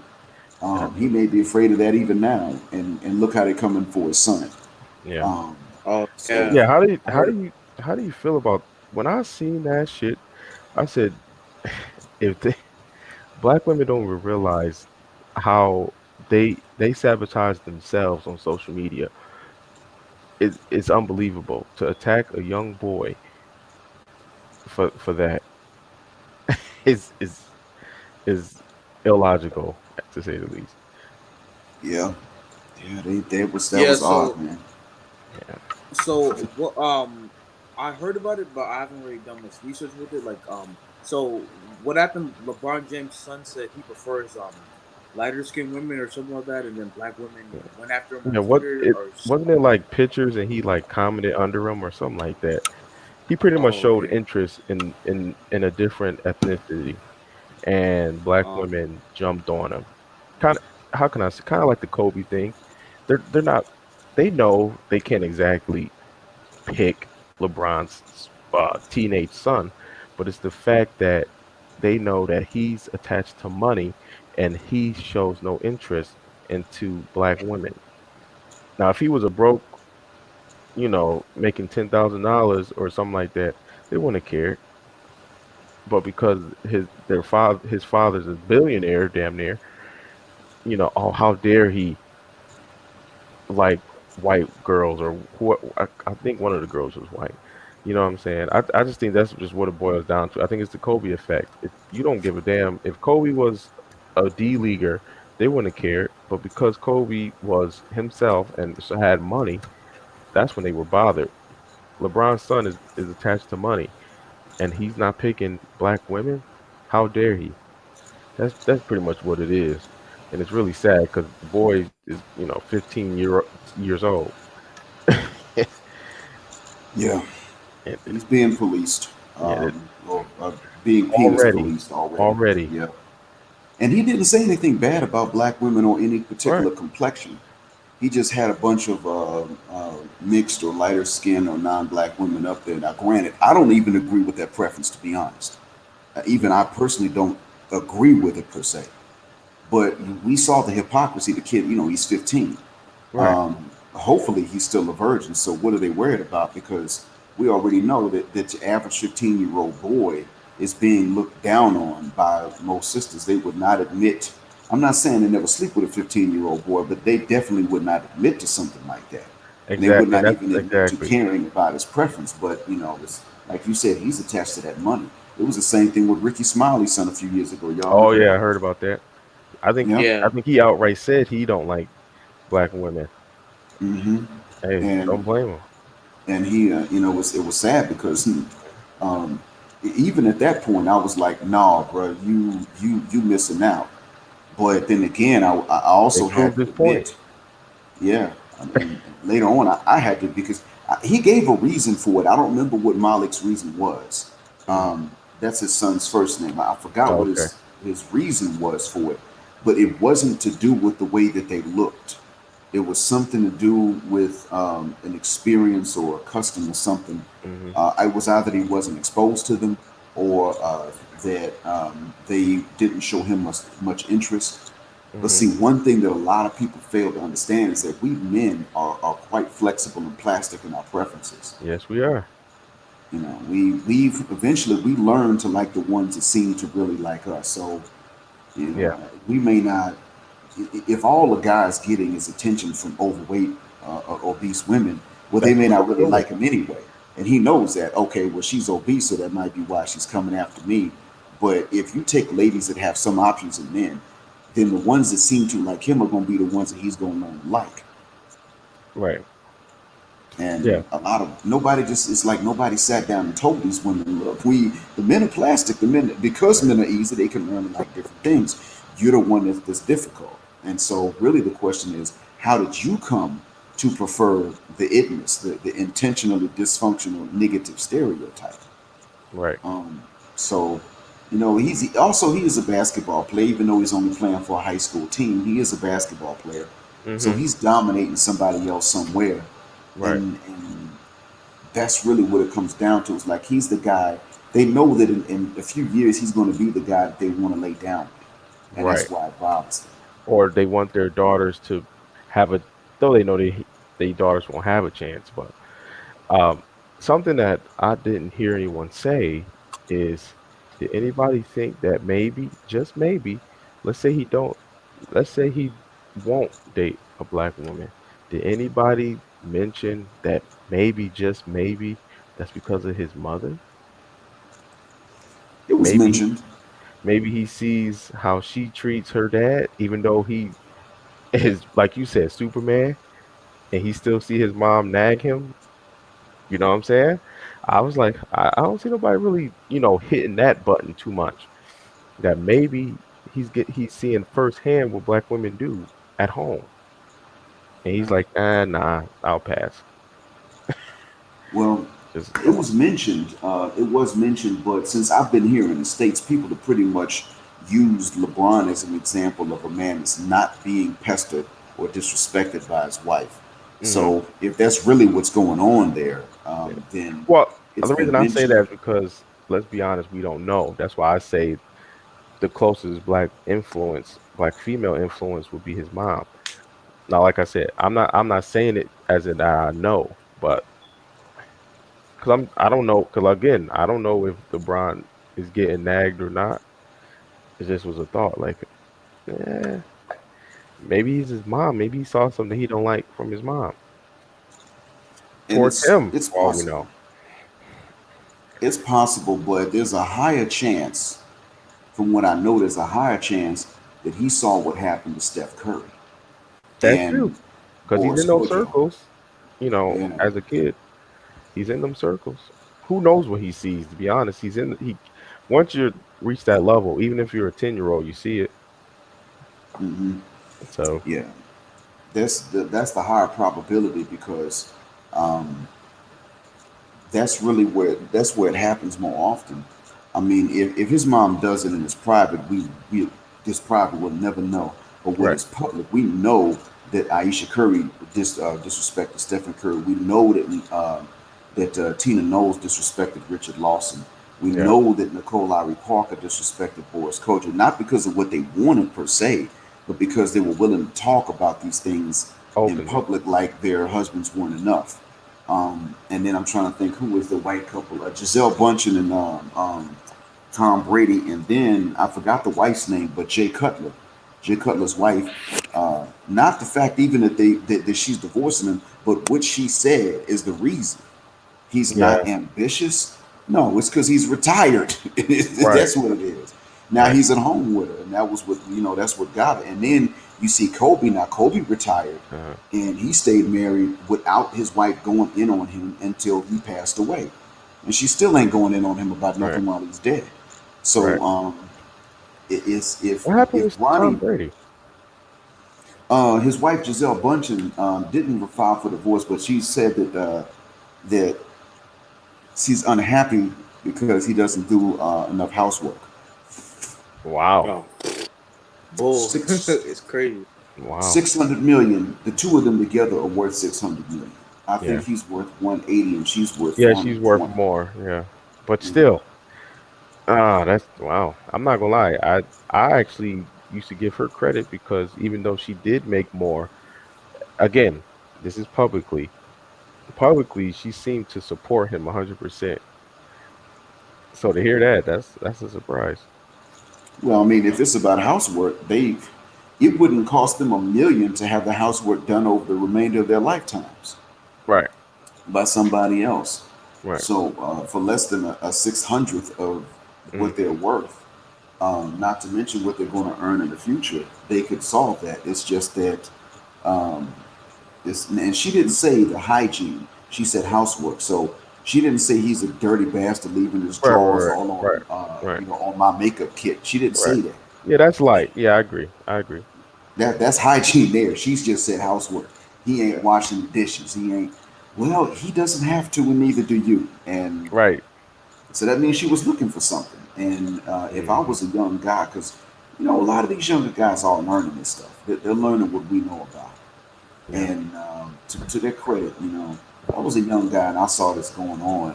Um, I probably would I probably would have put up pictures not of necessarily just lighter skinned or non-black women. I probably just would have put up photographs of women from abroad Uh, and specifically from non-Western or Westernized cultures. I might have done that. I might have put up, pictures of a fine young thing from Bali hmm. or from maybe from the Philippines. If I was his age and I wasn't Muslim. Um, Probably just would have done that and had it. It would have looked like a United Nations cultural exhibition or something.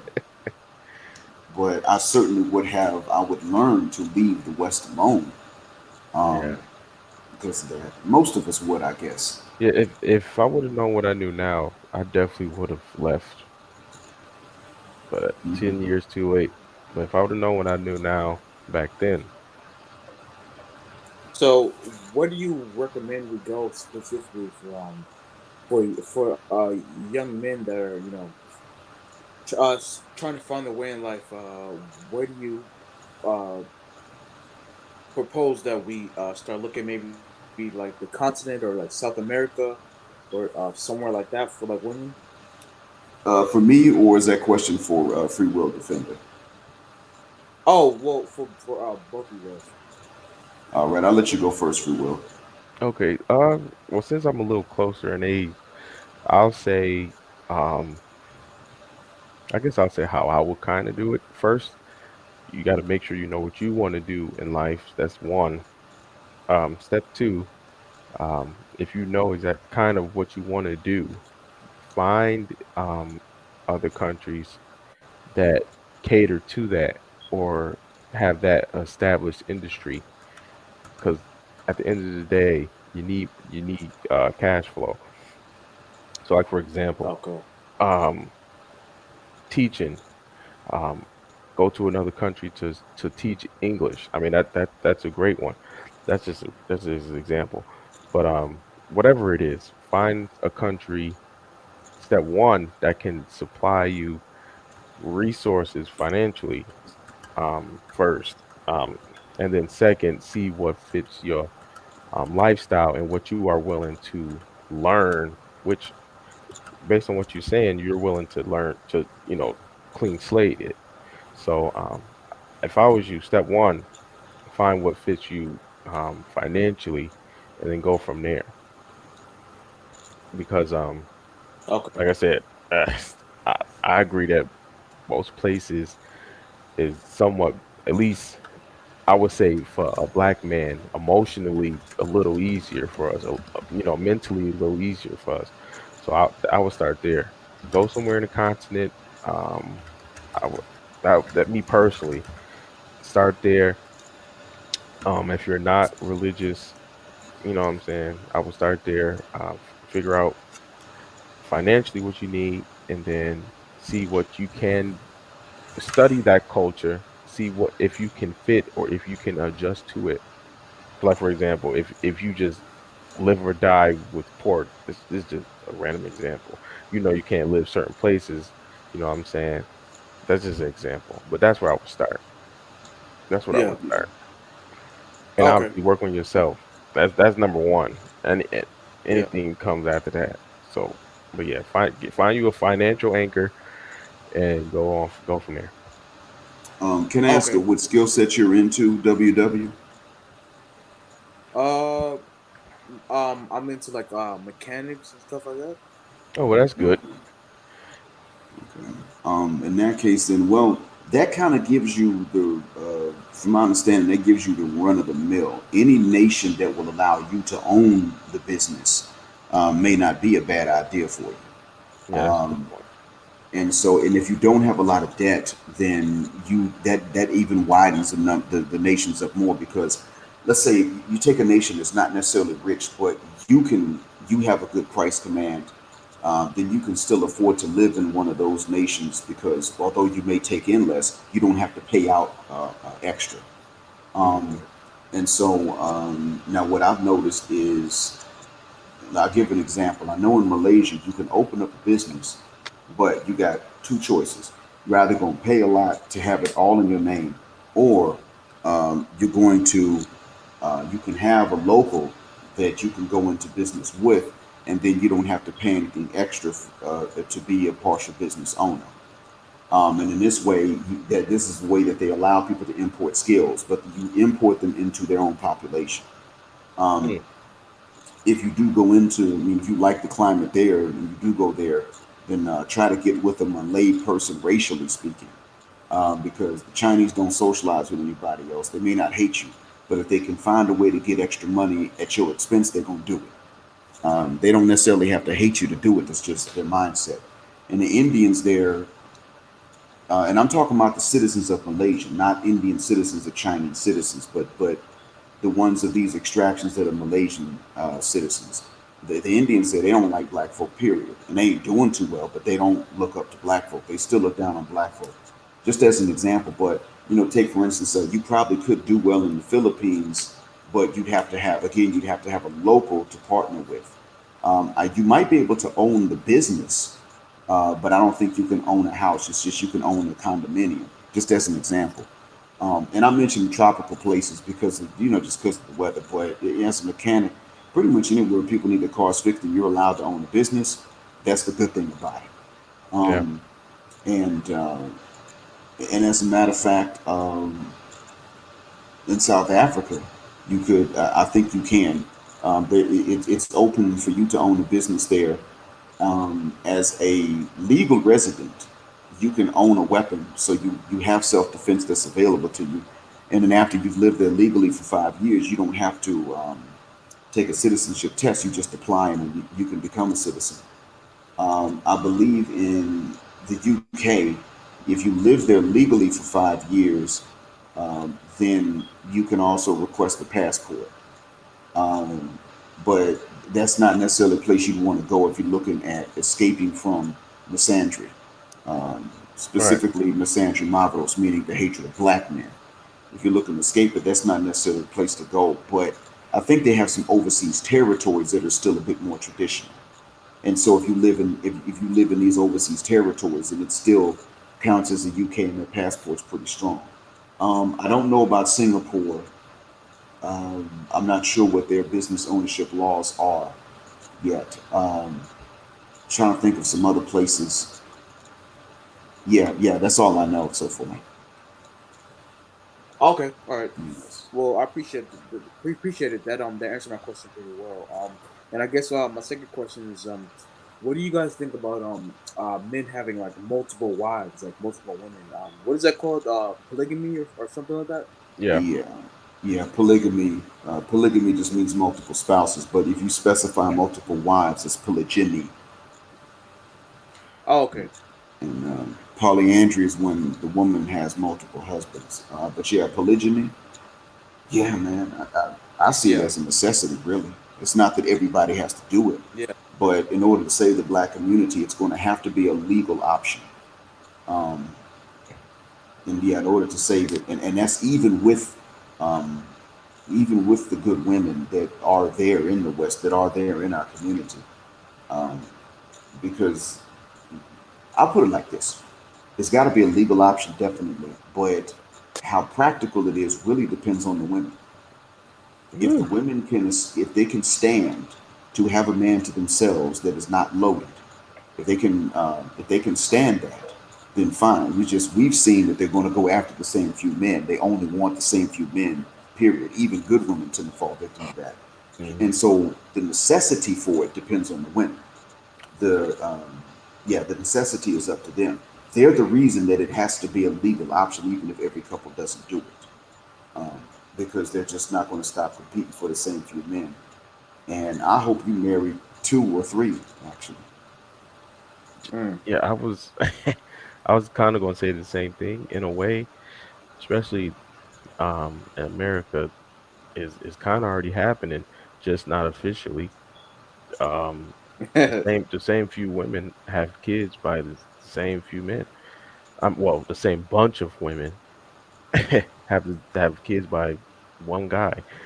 Um, so they're already to me when it's brought up, I say it's already being done.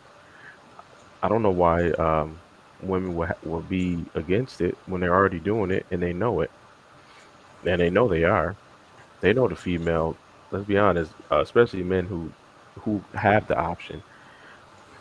It's not like they hide it. The women know. So, eh, and as we see, women have that's what they choose. Ask a woman if they will be honest, who they will want, the man that has a wife or the man that doesn't. They like the men who are married because that's validation that he's at least a good man or a decent man because another woman is validating him. We see it all the time. I mean, Well, they did a study on that actually. Back in the '90s, they had a study that proved that. yeah, There was a study that proved that, and the study was ironically done in many Asian and African nations. It wasn't done in first world nations at the time. And the majority of the women said if they have a choice between being a second or a first wife, they would choose to be the second wife because his level of responsibilities already been proven. right, And what it showed me was that it's not really sharing that women hate, it's the equality. The reason they're right, against polygyny is not because they got to share the man, it's because of the equality. It's because they have to share the man. It's because right, he's not seen as necessarily, they don't have something to hold over his head because if it's legal, it's legal. And that's really what bothers them. They don't like the fact that they can't be, they don't have a legal status that every other woman doesn't have. And right. so it's still about ego. Their hatred of polygyny is Oh not yeah, based on. I thought it was based on love and jealousy. No, it turns out it's based on ego and jealousy. And so, yeah. um, and so in reality, the thing is this: we'd have to be ready for one thing, and that is that we'd have to be ready to see how picky they really are. Because if it's legal for them to marry the same men, we would have to understand that a lot of us um, would yeah, a lot of us would be unchosen still, which is already happening. Hmm. But in this case, they would be holding that over our heads. They would be saying to us, I don't have to give you a shot because I can just share this guy over here with her. And so they would still, even if they hate religion, they would still hold it over our heads Oh just yeah, just for the ego trip. that's true. Because they don't just not want poor men. Some of them hate poor men. Yeah, that's true. I mean, we'll no matter what happens, we'll still have to deal with the nonsense. Um, the women that are a part of that will still probably cheat. It's just what it is. So I feel like I said, I'm with you. I feel, hey, put it in the books because they're doing it anyway. You might as well put some law behind it because they're already doing it. And I think, like you said, in a way, it will kind of. I think it will kind of make them at least compete a little bit. If nothing else, they'll compete with the men they already have. If that makes sense. Like if they might not have to compete to get a man anymore, which they don't anyway. But once they're in it, they'll have to compete because I think, like you said, it is an ego thing. They're still gonna say, you got an extra kiss that I didn't get. You know what I'm saying? So I'm sorry, your microphone muffled a little bit. Can you say that one more time? oh, can you hear me now? That's better. Yeah, Okay. okay. Um, I feel once they get in the relationship, they're going to have to compete.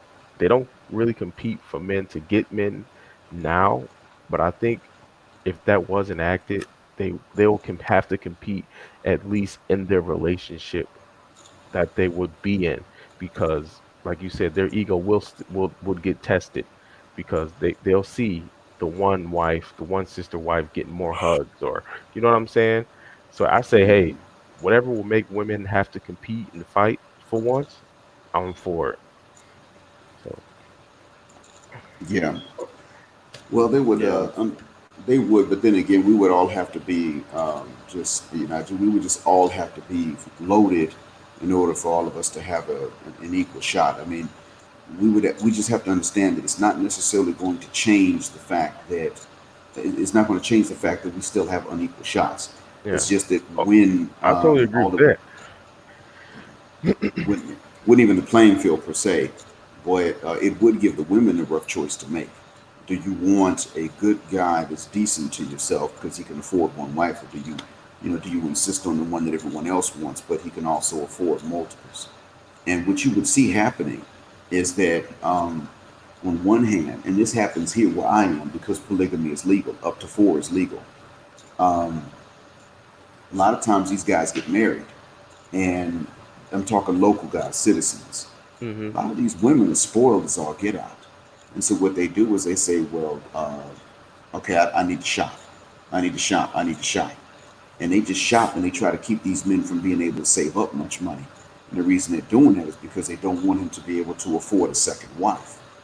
So Oh, it would interesting. actually increase financial pressure on a lot of these husbands because if they're doing okay, their wives try to keep them. If they're doing okay, their wives try to keep them from saving, and if they're not doing okay, their wives try to keep them owing money so that they can never afford it. They can never afford the second one.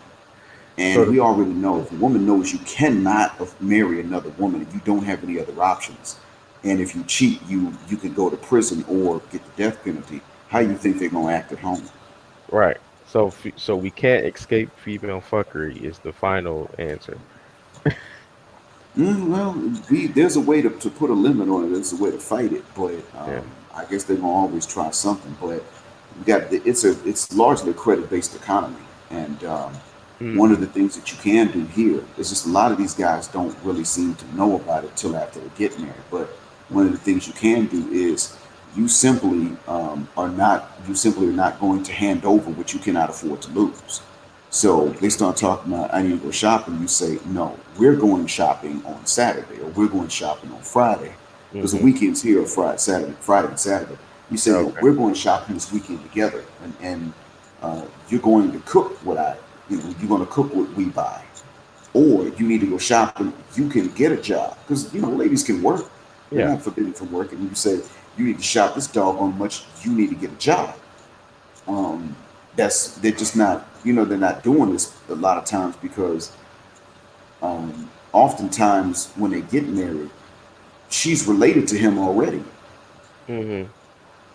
and so it's gonna make a stink in the family if he tells her what he needs to tell her and what she needs to hear. So, because her dad is his uncle, you know, or her mom Okay. is his aunt. A lot of times it happens, and not so much in not so much in the bigger cities, but in these medium-sized towns and these, especially in villages smaller than where I live. Yeah, that's the norm. So, um, Okay. the women have thought of different ways, and they've succeeded. But in the larger cities, even though it's more expensive to get married in the larger cities, they also have more freedom to say, you ain't running nothing up in here until you pay the cost to be the boss. And the ladies here listen to their husbands, but they do these things. They always have some kind of tricks up their sleeve. I mean, Mm. one of the things they'll say is, look, the mother will tell his mother-in-law will tell his wife, her daughter, um, conceive right now, conceive as soon as soon as they get married, go ahead and conceive. And what they say is you need to chain him. Mm. That's how they describe it. So polygyny needs to be legalized, but we have to understand that they're going to try to use it as a weapon, and we have to make sure that we defend ourselves from its use as a weapon. Uh, Um, but it does have to be, because as you see what happens in the West, where y'all got it much yeah. worse, because Yeah. you're told to your face, like, just no, I'm going to disrespect you, and by the Yeah. way, you still are going to pay these bills this month, Yep. and and don't reach for my butt, or I'm going to scream rape and call the cops or something. Hmm. So y'all still have it worse. I mean, here, if you hit your wife, you're going to pay a lot of money. You're going to pay more than 10,000 US dollars in a fine if Jesus. she brings you to court. But you got to hit it. You're not going to pay this money because you acted like the boss in the home, and you made the rules and she had to abide by them. Hmm. Um, and if y'all do split, you don't owe alimony unless you agreed to pay it beforehand, unless y'all had specified that in the marriage contract. You don't owe alimony because it didn't work out. Um, you don't you don't lose custody of your babies. Um, Man. maybe if they're under 7, but after age 7, no, you don't lose custody of your babies like that. Um, Yeah, that's you a big can't difference. stop them. Yeah, you can't stop them from seeing their mom, and she can't stop them from seeing you.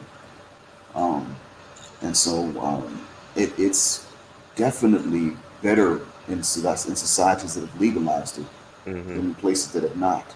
Yeah. And in the motherland right now, a lot of countries don't have a cap.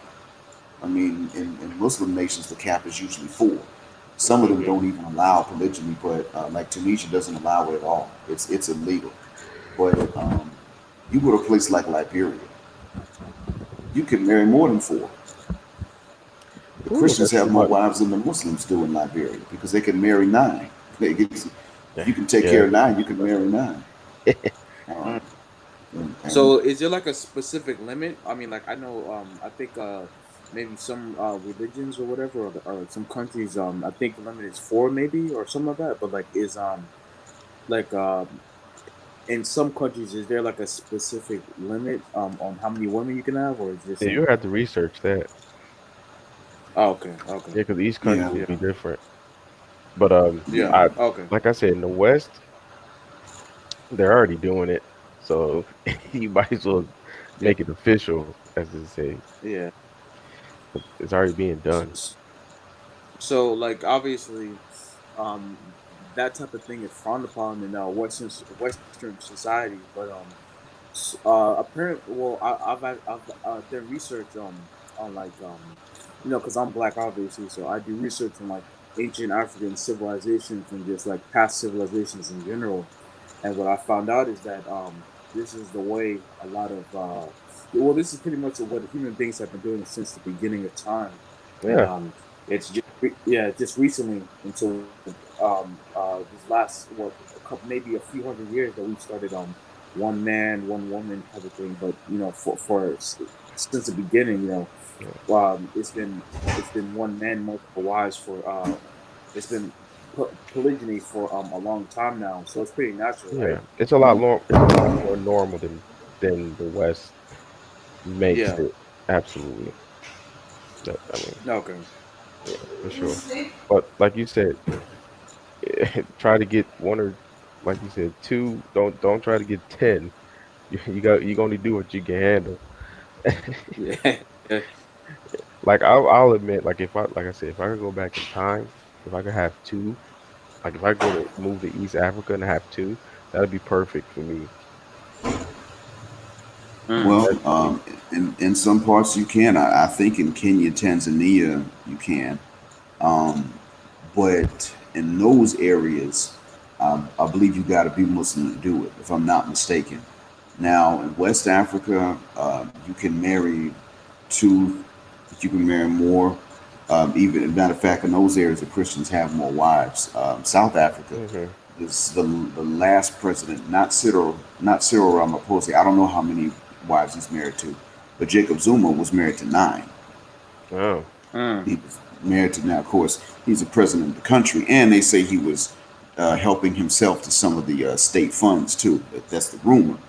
But apparently he was married to 9. So yeah, different nations have different rules about it. But Islamically, a Muslim man is only allowed to marry 4. We're the ones that have the limit. I don't think other faiths usually they either have one or no limit. Like in the hmm, Jewish Oh, faith, okay. there's not a limit. yeah, Yeah. yeah. The limit is your wealth. Um, Speaking of which, it's the prayer time here. So, are there any other questions or closing thoughts before I close out? Uh, hey, thanks for having me. This was a great talk. We had a great conversation. The sun is coming up where I'm at, so I need to take him going to sleep myself. So, bless y'all. Stay safe out there. Thanks for having me. Thanks for coming on, man. It All right. was real. Appreciate that. WW. Yeah. Yeah. Thank you. I appreciate you for having me on and everything like that. Yeah, you guys have been very helpful for me to me, and you guys have definitely gave me some good advice. I hope to maybe join future live streams if possible. Well, I plan to be doing some more. Certainly do, and Oh, when I do, I'll try to give it time um, so that people will know when to expect it ahead of time. I'll try my best. I don't know how the notifications have been working, but I'll do my best to give it as far in advance notice as possible. okay. Thank you. Very, very welcome, sir. Thanks for coming on. All Oh, right. yeah. To the to the rest of the listeners, thank you so much. I greatly appreciate you all's patience. Some of you I know from other channels or from before. So, like I say, now I probably sounded a bit tired because I was trying not to wake up my neighbors, but um, please remember to hit the share button because the message is more important than the messenger. Black heart, black mind, black out. Assalamu alaikum.